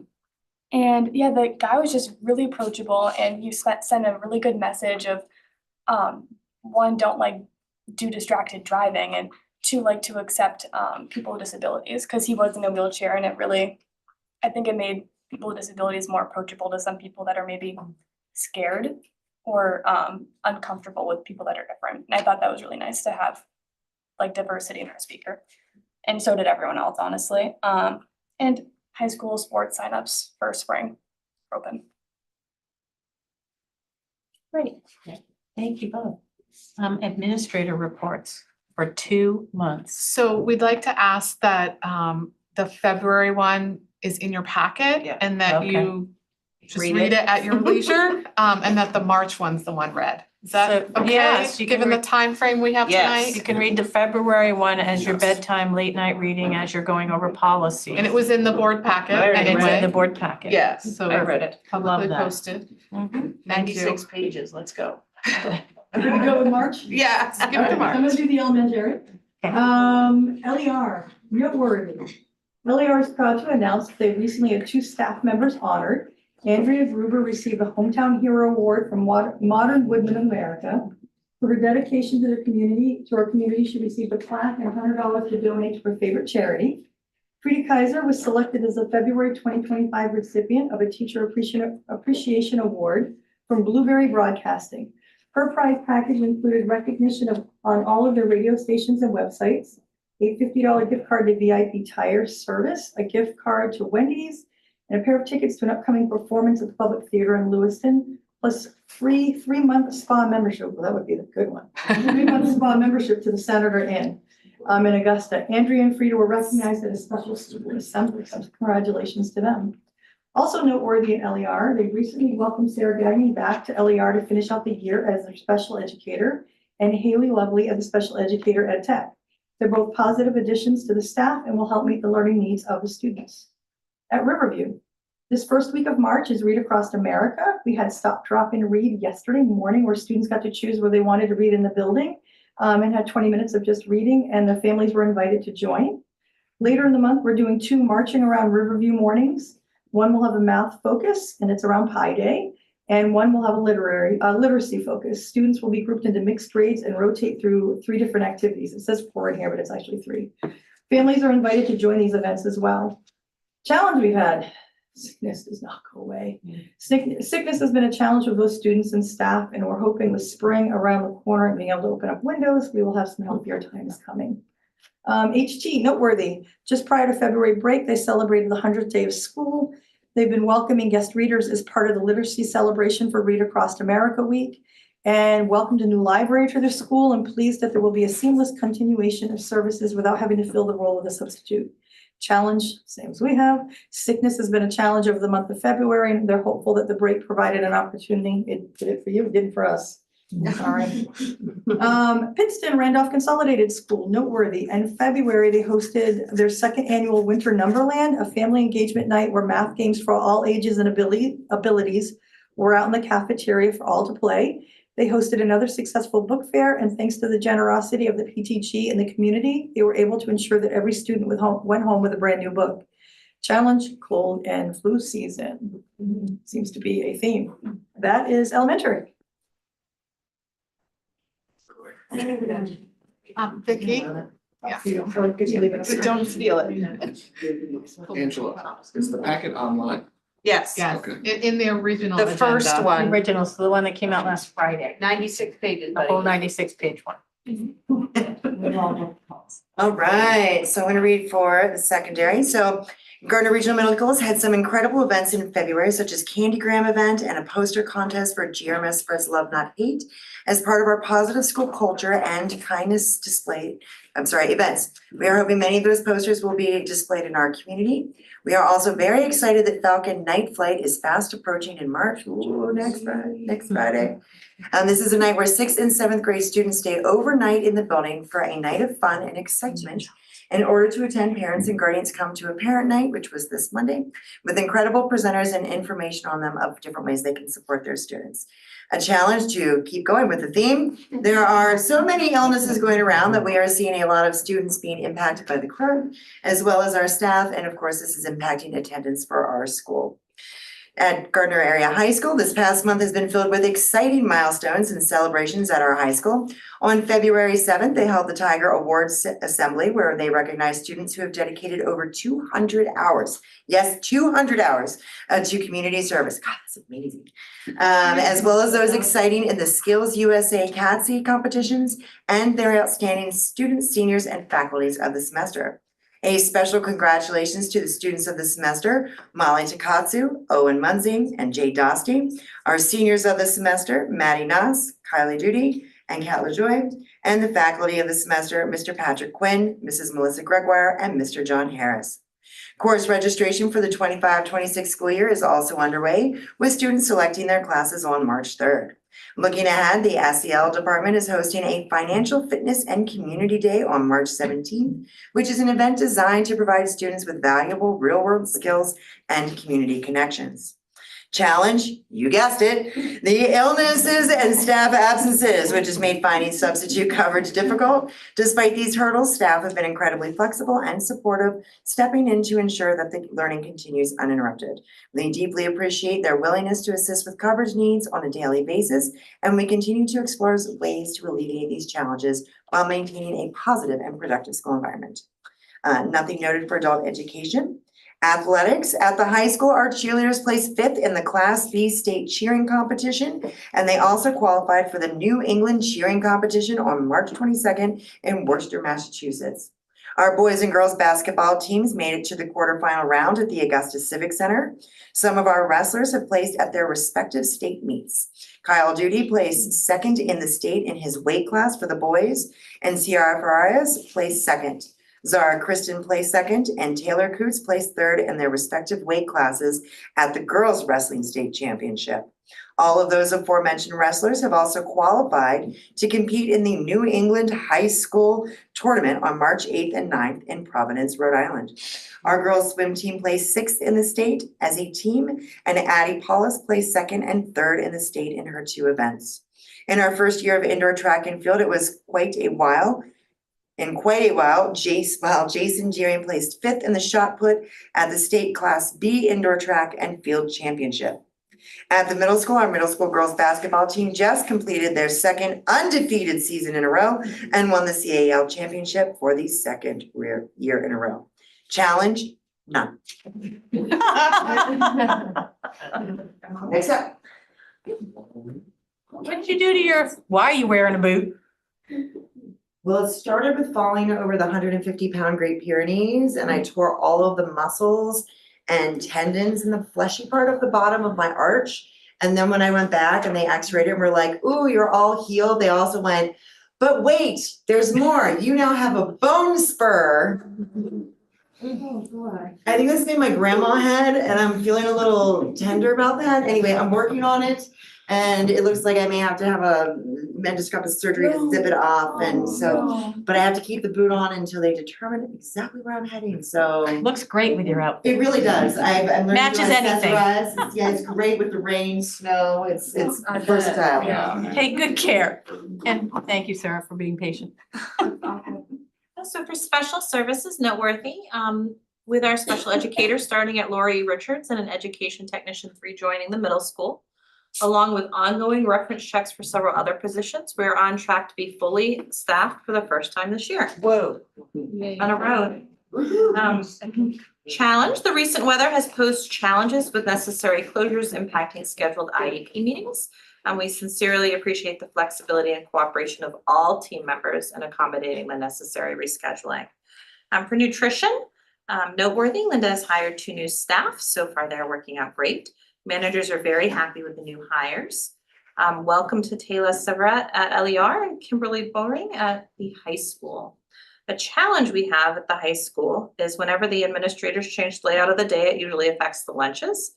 Staff work a set shift, which is very, very different from other staff. And when the day is changed and lunches are pushed ahead, staff have to work longer hours. They really can't come in later in the day since breakfast is still the same time and lunches need to be prepared. Curriculum, noteworthy, the middle school social studies team is actively working on refining their curriculum. The 8th grade team has started working with the director of curriculum, and grade 6 and 7 educators will join in later this semester. Challenge, persistent challenging student behavior and the impact that's having on staff well-being, and therefore their ability to focus on teaching and learning continues to be of particular concern. The district has partnered with behavior specialists and researchers from UMaine and the University of Kentucky to gather perception data from staff and behavior data to develop a plan to increase our ability to attend to the challenge and to support staff. Thank you. All righty. Cell phone committee. I know, I think I missed. You missed curriculum, I hit it up. You're so good, but I don't think I was at these, Oh. but I watched them. Okay. You're on again. Yeah, so we had some surveys that were sent out and then we had the data and 20 minutes of the video is looking at people who look at the data. But then there was some consensus and you might know them better than I right off. if you Yeah, so have- surveys were sent to only in the secondary realm, 6 through 12 families, staff, and did we include middle school students or just high school? I think high school. High school students? Yeah. Students. Middle school too. They did too, okay, Okay, 6 yeah. through 12 students. And then of course, we reviewed the surveys.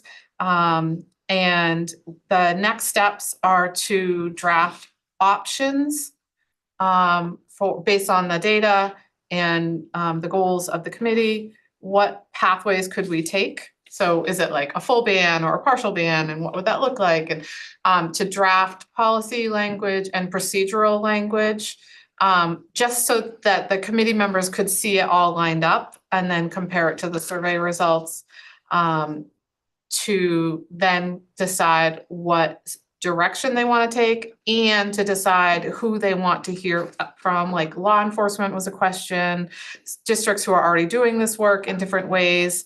But we didn't want to invite people in until they figured out which sort of policy pathway they wanted to lean towards. And of course, this is an ad hoc committee, so they're not making a decision, they're making a recommendation that would then be reviewed by the board and the board would make a decision. So this is just they're just going through the research process and trying to gather information and do all the, roll up your sleeves kind of work. And that's where they're at. And they'll meet Next the week? second week of the month. Yeah, so it's next week. Yeah. On a Monday. Yes. We meet on Monday. Mondays. On Monday. We like Mondays for some reason. Yep. Perfect time. 3 to 4. Yeah, 3 to 4. In Yep. this room? In this room. This room. Okay. Field trip reminder. So there is a trip to Italy and Greece over April vacation. You were notified in 2023 and approved it, so we're just reminding you that this is coming up. The number of students and faculty and parents are going. I'm a backup. Lucky. Oh, Rand's going, nice, yeah. I wanted to shop. Nice. Oh, that sounds like fun. Yeah. You guys are going, right? No. Not that one, not this one. Our youngest is. Me and Cedar. Also, Helen Thompson, grade 5 students will be going to Boston on May 29th of this year. As part of one of their field trips. It was fun. I had some fundraising for that. Excellent. Okay, and then new hires hires. as written. We have a new bus driver? We do. Look at that. Well, that's exciting. I think yesterday. Did we lose one also so that we now have a whole? There's never, we never get ahead, you know this. Staff transfers Can't even. and coaching. So that's just information for you all. Thank you. Perfect. Nominations, none. New business? Oh, Okay. yep. No wonder she's not here. We're approving the calendar. This is in the second So update. you have the calendar in your pocket. Yes. It's like this. Hopefully it's in color. Yeah, not It's in the updated, right, the updated pack. It's not in the folder. No, Oh, no. but it's in the updated agenda. In the updated It's in the agenda. updated agenda. Okay. Oh, Nope, there it is. so it's in the, it's on the must be in the electronic one because it just came out. Yeah. I can also talk through anything, if you don't see it in front of you, I'll talk through it with you. Okay. So the district calendar, in order to create it, has to be designed in collaboration with other school districts all the school districts, schools and school districts who participate or send students to the regional tech center. So in our case, that's CATC in Augusta. So all the sending schools to CATC, all of those superintendents or headmasters have to gather and they have to agree on the calendar. And they can only have 5 or fewer dissimilar days. Because otherwise that really interrupts the schedule of our CAT students, right? We don't have a day, so they'll have some students going and other students not going. So that's why that's the case. Early release days don't count towards that. Just like workshop days, that kind of vacation days, that sort of thing. So this calendar in front of you has 2 dissimilar days across the region. So that's acceptable. It's pretty low actually, so that's good. That's amazing. We would be starting after Labor Day with students, before Labor Day with staff, which we did this past year. The last date without snow days would be June 11th and graduation's the 13th of June. I want to make sure you know that this process also goes through our associations for review and feedback. And the Teachers Association did request the full week of the December holiday off. So Monday, the 22nd through that week.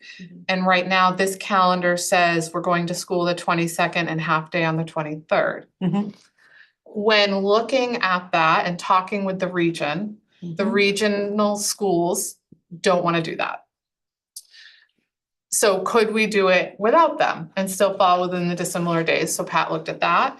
You add these 2 days, the 22nd and 23rd. So you have 2 dissimilar days, then you add these 2, which make 4. But because you need a certain number of school days in a year, it would then add those 2 days on in June. So that makes 6 dissimilar school days. And therefore we're out of compliance. So we weren't able to meet that request. I think that's my only So we're note. sticking with the way it's. So this proposed draft, right, is that it would be we'd go to school December 22nd and half of December 23rd. And then we'd move into the vacation break. And come back on January 4th. Come back on January 5th, Monday. And just Mhm. an observation, because if we did do the 2 days, then we'd be into the week with Juneteenth as well. Yes, we Right. would. And we don't want to be there. You have some contractual Yeah, we would be- obligations when you, Correct. when people work Yeah. during the week of a holiday. Yes. Yeah, I know. So, Okay. Question, and you may or may not know the answer. The week of December 28th. Oh, no, now I answered my own question. There's a holiday there on there too. right, if you go all the way up through. Any other? Okay, any other questions? So we need a motion to approve calendar as written. Thank you. Motion by Michelle, second by Megan. Any further questions, comments? Wish for more vacation? All those in favor? Excellent, motion carries. Thank you. Thank you. Okay, next one. You did that. Board chair. April. No, we're still on new business, modifying the schedule for Better be. Gardner Oh, Area geez. High School. I'm good? Yeah. Okay, so Go. the high school has had almost 2 days. One was a school threat in December, right before the holiday break, where students weren't able to come to school. And then one was more recently where we had a water main break. And so students were at school for 1 hour and then dismissed because we couldn't run the school with them. So that requires that we make up 9 hours because we got 1 hour in. So it's 9 hours instead of 10. So the high school team has been working really hard to try to come up with a plan to propose to you for how we're going to make up those hours. I'm gonna walk you through it and then let me know if you have questions. And we have Lauren in the back of the room in case we need a little extra support. And no hemming and hawing from the And front I am row. like, I can't decide if I need the glasses tonight or not need the glasses. Okay, so to make up some of the time, we would like to extend half days, 2 half days. These are half days that are only specific to the high school because of it, they're scheduled this way for exam week. So it's not going to impact any of the other schools. No gawking. Which is important, right? So we're taking into account transportation challenges and trying to say, how can we sync this up? That's not going to burden our transportation department and unduly influence our elementary and middle schools, right? So what would happen is Friday, June 6th is currently a half day for the high school so they can start their exam period. And instead, we would ask for it to be an extended full day, which means we're allowed to capture those hours where students are now back in school. And they would have some classes and some exams. And then on the Monday that they come back after the weekend, Monday, June 9th, we do the same thing. We go from a half day of exam week to a full day. So they'd have some classes and then their exams. And then June 11th would be a half day, June 12th would be a half day, which allows us to get more of our exams. June And, 10th would be as well, because we're doing step up. oh, I skipped it, sorry, Okay. I've skipped that number. I have it all written. That's why June- she's here. I'm June looking at all those 9th, copious June notes you 10th, have. June 11th, June 12th, and then to make up our final hours, June 12th would be a full day because of class day. right, June 12th would be a full day. I wrote this all out because it's actually a little bit confusing, so. June 12th would be a full day. It would be the last K-8 school day. And then June 13th, only the high school would come back for half a day. Now, here's why it's actually helpful to us. They would earn their hours back. The staff would stay a little bit later to earn their staff time that they were required to commit to. Plus, they'd be able to get the grading done for their exams. And it would be our makeup exam day. So any students that had missed their exams, it'd be the appropriate time to make it up without being influenced by like the big class day events and such. And it's already a mandatory marching practice day for seniors. So super fun at the Civic Center. So what this would allow is our transportation department would run, any seniors who might not have transportation to the school would have it because the buses now would be running. That's true. And then they could go from the high school on the on the typical bus run to the Civic Center for mandatory marching practice and back, and there still would be transportation provided for them to get home because we'd be having a half day. And so it's to our benefit to have a half day that day. When you think about the logistics of requiring, whether or not we have school on the 13th, there is a mandatory marching practice because it's the time we have available at the Civic Center. And so this way it counts as a day. It's for all high school students. But the seniors would peel off and go to the Civic Center and do their mandatory marching practice and come back like they do every year. And then the students would be dismissed at 11, the staff would be dismissed later in the day. And we'd make up all our hours. You can all picture that, right? Yes. Okay, forgive me, I don't understand how exams here work, but I guess my concern, and I please like alleviate it. So we're adding classes to days that would have ordinarily been exams? It would be like a study period, like they practice and study for their exam with their teacher. It's just, so a lot of high schools already do this. They have like a morning of classes and then they do their exams in the afternoon. Our tradition is it's a half a day for exams and a half a day for teachers to grade and students are gone. And so we do that 4 days. 5 days, thank you. This is why you're here. My only concern would be the rigors of classes, the end of the year, brain, and then maybe having more challenge in passing their exams or whatnot. I was just concerned for that sort of dynamic. So, but if you said it's always that way, then I'm good. So we're prepping ahead of time, so we're aligning our lesson plan, so we're ready for that. Okay. So our normal time that students would spend reviewing with their normal classes would now be occurring at that time. So will be rigorous, it'll be what they would normally be doing if they had class. But it'll just it'll be arranged to not add new content on those days. Just review. And prepare for their exam.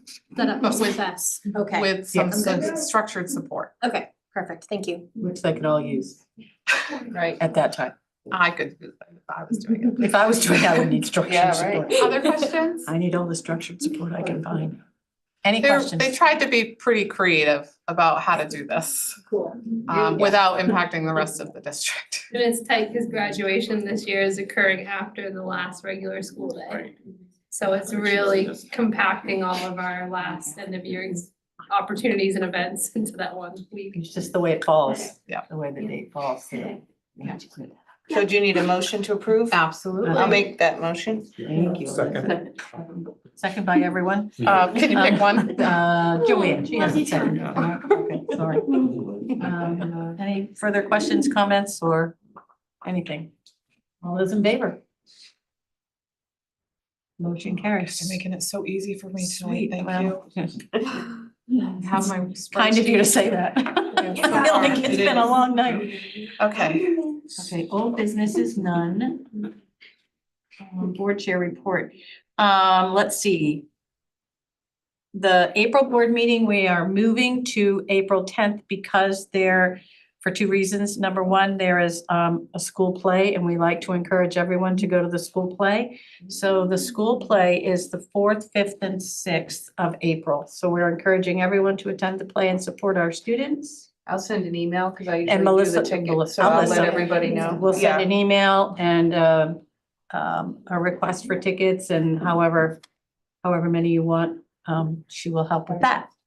So, and also the second reason is that we're gonna probably be needing to finish up our budget work because it's pretty, the budget's looking a little bit tough. So there'll be some shaving and extra meetings perhaps happening in that period. So we'll be moving the board meeting to the 10th and the hope that by the 10th, we'll be able to solidify the budget so that we can move forward.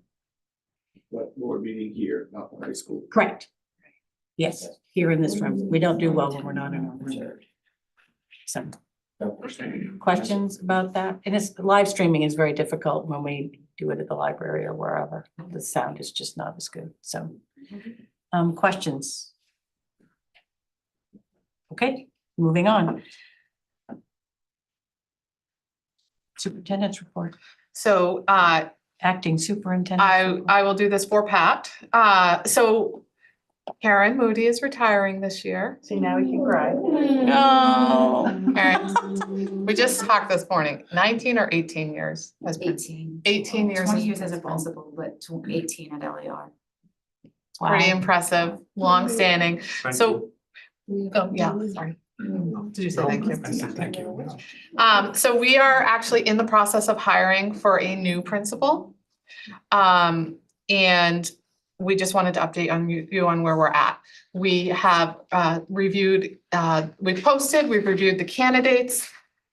Yesterday, we had our first round of interviews with 4 candidates. Right.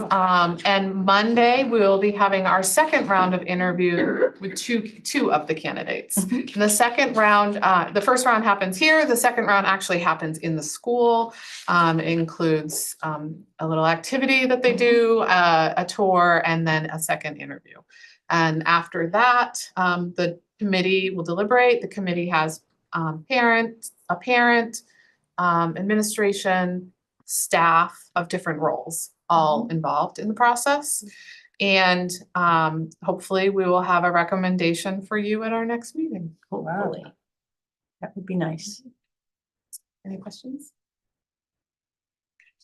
Excellent. And it's 8:30. Oh, so do you have to make a vote? I don't know. Is it? It's 9:30. Okay. Shoot, what's that? I should know that. Oh, Is it 8:30 or 9:30? I think it's 3 hours. 6:30, so we have till 9:30. I'm sorry, I said it wrong. Oh, well, like the I time. I apologize. got you. I Yeah. said it wrong. Okay.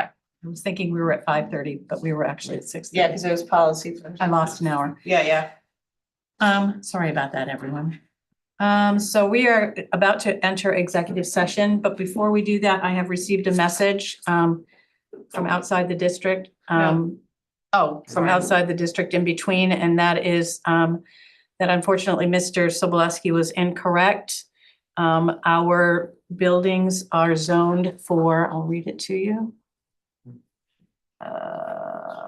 He is mistaken. We did not lie. I will say there is no lying that is happening. We did not lie. We did not know. We weren't purposefully misleading anyone. Our property, it's a service. It's being used as a service for students. It is not a new use, and it is zoned, we are zoned for nonprofit. So we have not broken any laws. We do not need any, there's nothing else that we need to do. We are fully within our capabilities to do what we are On that point. on that particular point. Yes. Doesn't change the status of the MOU. It's just what we're zoned and prepared to do. So I just want the public to know that. Before entering executive session to discuss the hiring of a new superintendent, I want to share important information and explain the circumstances that led to our shortened hiring timeline. As many of you know, Pat announced her intention to retire in 2026 last spring, hiring a new superintendent at a time when superintendent vacancies are rising and longevity in the position is diminishing. The board wanted to consider options that would allow for a smooth transition and continuity in leadership over time. The board charged Tony and I with the task of exploring the potential of internal candidates and considering the viability of promoting from within. The candidates met the criteria of being exceptionally well qualified. In November, Pat made the difficult decision to retire earlier than anticipated due to the personal circumstances that require her attention to care for her aging parents. And the last 2 months have been so impossibly difficult and time consuming for her. I don't know how she's managing. This unanticipated change in time necessitated the reevaluation of our timeline, prompting us to expedite our search while maintaining a commitment to a thorough and thoughtful process. Following the guidelines outlined in our policy GCFB-R, Section K, and after consultation with Maine School Management, we approached the board to seek permission to move forward with an internal candidate. To facilitate this process, a committee was formed of 14 individuals representing our various roles in the district and our 4 communities. The interview process was conducted And we now are going into executive session to discuss their recommendation. When we get to the letter D. When we get to letter D on the executive session list. Any questions from the public about that or any questions from the board before we? Is that clear? Oh, Kira has a. Yes. If a new superintendent gets approved tonight, when will the public know? The public will know. So staff will know this evening, and depending on how late we are, families will know tomorrow. If not, we might not, we don't really want to send a message out to families at 9-something at night, so probably tomorrow. Probably tomorrow. We have a message already prepared. It's just how long. If it moves forward, we have a statement prepared. John, did you have my hand up? No. Okay. What will be the effective date of the new superintendent? July 1st. And the hope is that, yes, Matt. Oh, you can finish your thought, I could wait. Just the hope is that, that there can be some transitioning time in between now and then so that everybody gets accustomed to working together and doing the super easy job of being a superintendent. Super stands for, right? The super easy job, yes. And I just want to harp on the point that the lawyer talked to us last night for the meager audience, but for people who are live streaming. Whatever we discuss in executive session, we still vote publicly. Absolutely, we will come out and make a decision, yes. And there are executive sessions here that may or may not require a decision when we come out, a vote when we come out, so then there wouldn't be one, but these all fall into the categories that we talk about, employment, individuals, contracts, hiring of a new superintendent, those are all not secret, but private matters where those individuals are protected. And it's very important to follow those laws. So, okay. Loved having you all here tonight, but now I have to say, go home, read our policies. And we're going to need, yes, we're going to need a motion to go into executive session. And if anyone needs a bathroom break, now would be the time. Do we go in and then do that, or do we take a break? Let's take a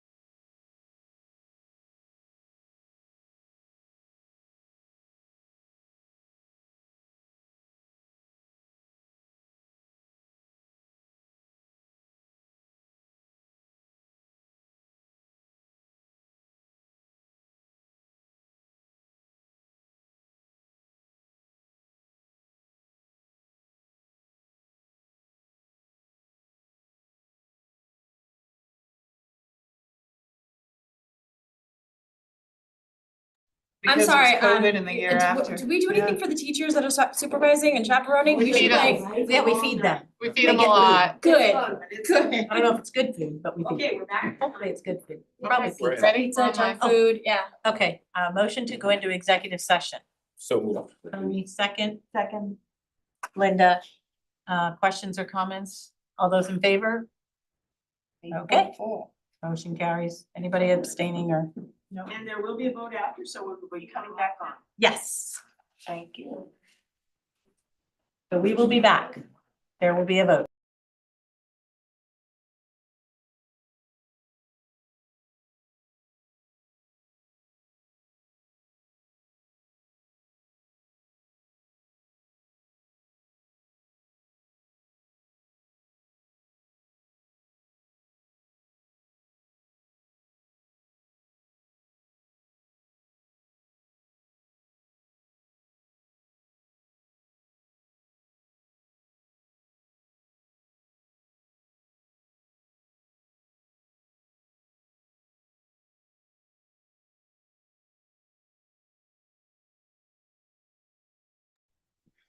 Right. Clear, that's all. I just want to be clear. Transparency. And Here we go. Okay, I need a motion, please, to go into executive session to discuss a request for a leave of absence. 1 MRSA section 405 subsection 6A is the statute. So I would like to entertain a motion. So moved. Moved by Linda, second by Barry. There's no questions or comments. All those in favor? Okay, thank you, Terry. We'll be back after a brief message.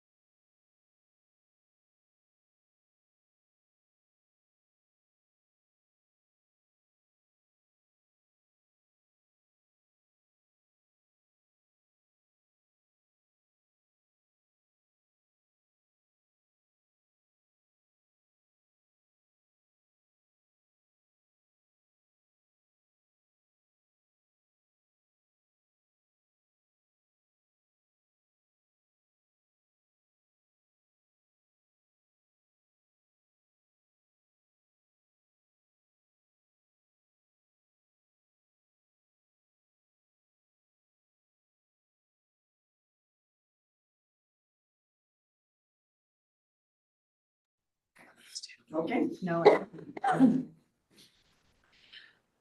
I would like to entertain a motion to grant the 1-year leave of absence request. Again, 1 MRSA section 405 subsection 6A, giving a leave of absence to a teacher. So Second. Questions, comments? All those in favor? Thank you. Motion carries. Let's see. You think we're gonna do a vote on this, or is it just? You will have a vote. We will have a vote. Okay, we will have a vote Well, on that. Well, hopefully we'll have a vote. I would like to entertain, please, a motion to go into executive session to discuss contract negotiations with our administrative association. 1 MRSA section 405 subsection 6D. So moved. Second. Second. Michelle and then. Barry. Okay. 8:56. All those in favor? Excellent. Thank you. Hi, Andrea. Well, hello.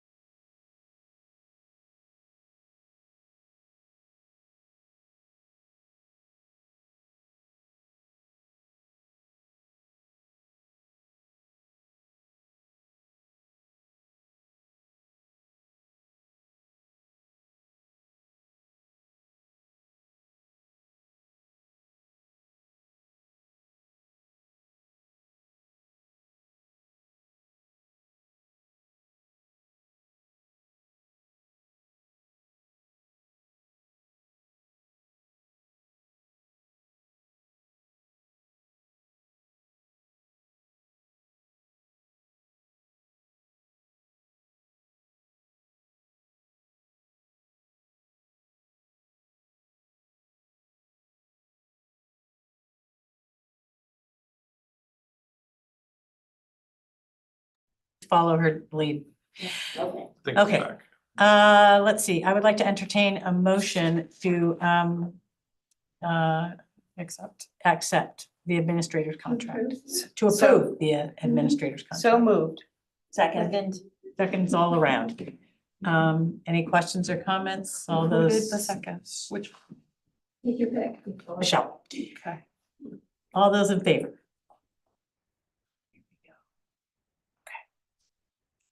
Okay.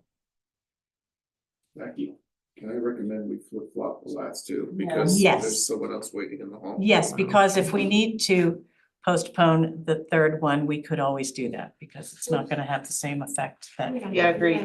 Agreed. We're not there. Do we need a motion to do that? I don't know. No, we do that. We can do that. Just pick which executive session we're So I going into. think we'd like to do the superintendent one first. So I move we So go that- into executive session to discuss the hiring of a new superintendent for MSAD11 per one MRSA section 405, subsection 4056A. Nice. 9:15. All those in favor? Excellent. I will see you on the flip side. You better. Thank Do the you. next one. Okay. I'm sorry to make you stay. I have to stay anyway, she's my ride.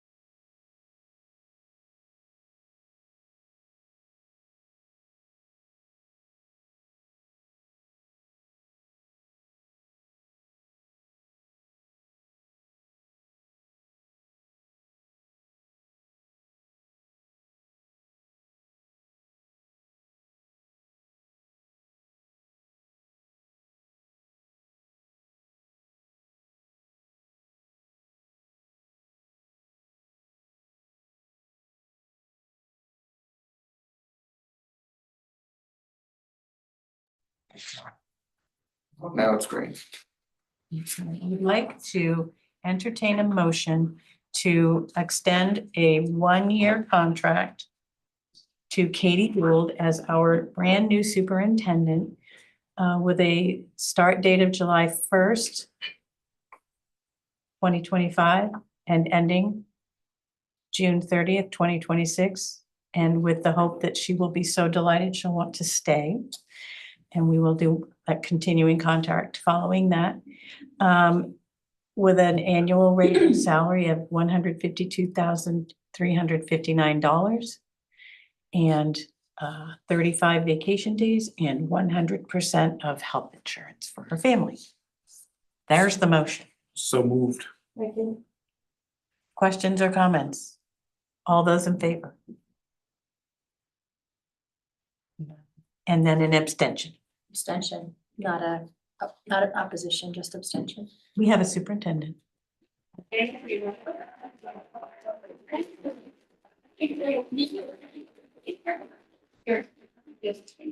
you for staying. Flanked by your supporters. I know you have a posse. Thank you. I love it. Thank you. That's really. That's hard, right?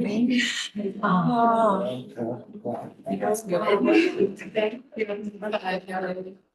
One last stuff. It's really, it would be really helpful if you would We be really willing have to to. extend for Okay. this That's one well. last one Yeah. and get it done. I entertain a motion that Thank we you, Katie. Drive extend. safely. Do we have to say for how long? What do you guys think? Can we do this in? actually got a feeling. You got appeal? I gotta learn that language. I got appeal, man.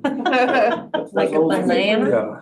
For That 20 means minutes. I gotta run. Do you think we can do it in 20. 20 minutes? Okay, For 20 minutes, 20 minutes? but maybe we'll be done sooner. But with the hope of being, we'll buy time. How about you say by 10, because that's about 20 minutes. By 10. Oh, by 10. Oh, Lord. It sounds worse when you say it that Oh way. my God, yeah, it sounds way worse. All right, Sorry. I'll adjust my motion to will be done by 10. I need to be sleeping. Second.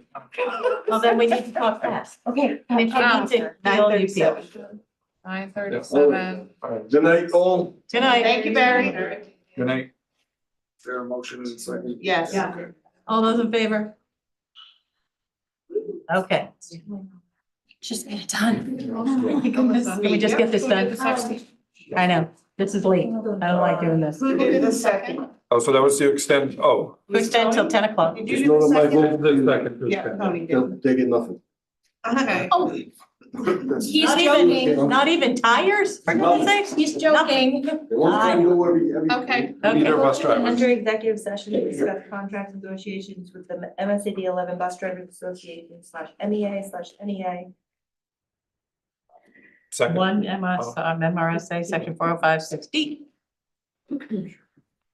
Motion second, all those in favor? I think that's everyone, except Barry had to peel. Okay, put that in the My new- minutes. My new phrase of the week. Oh, boy.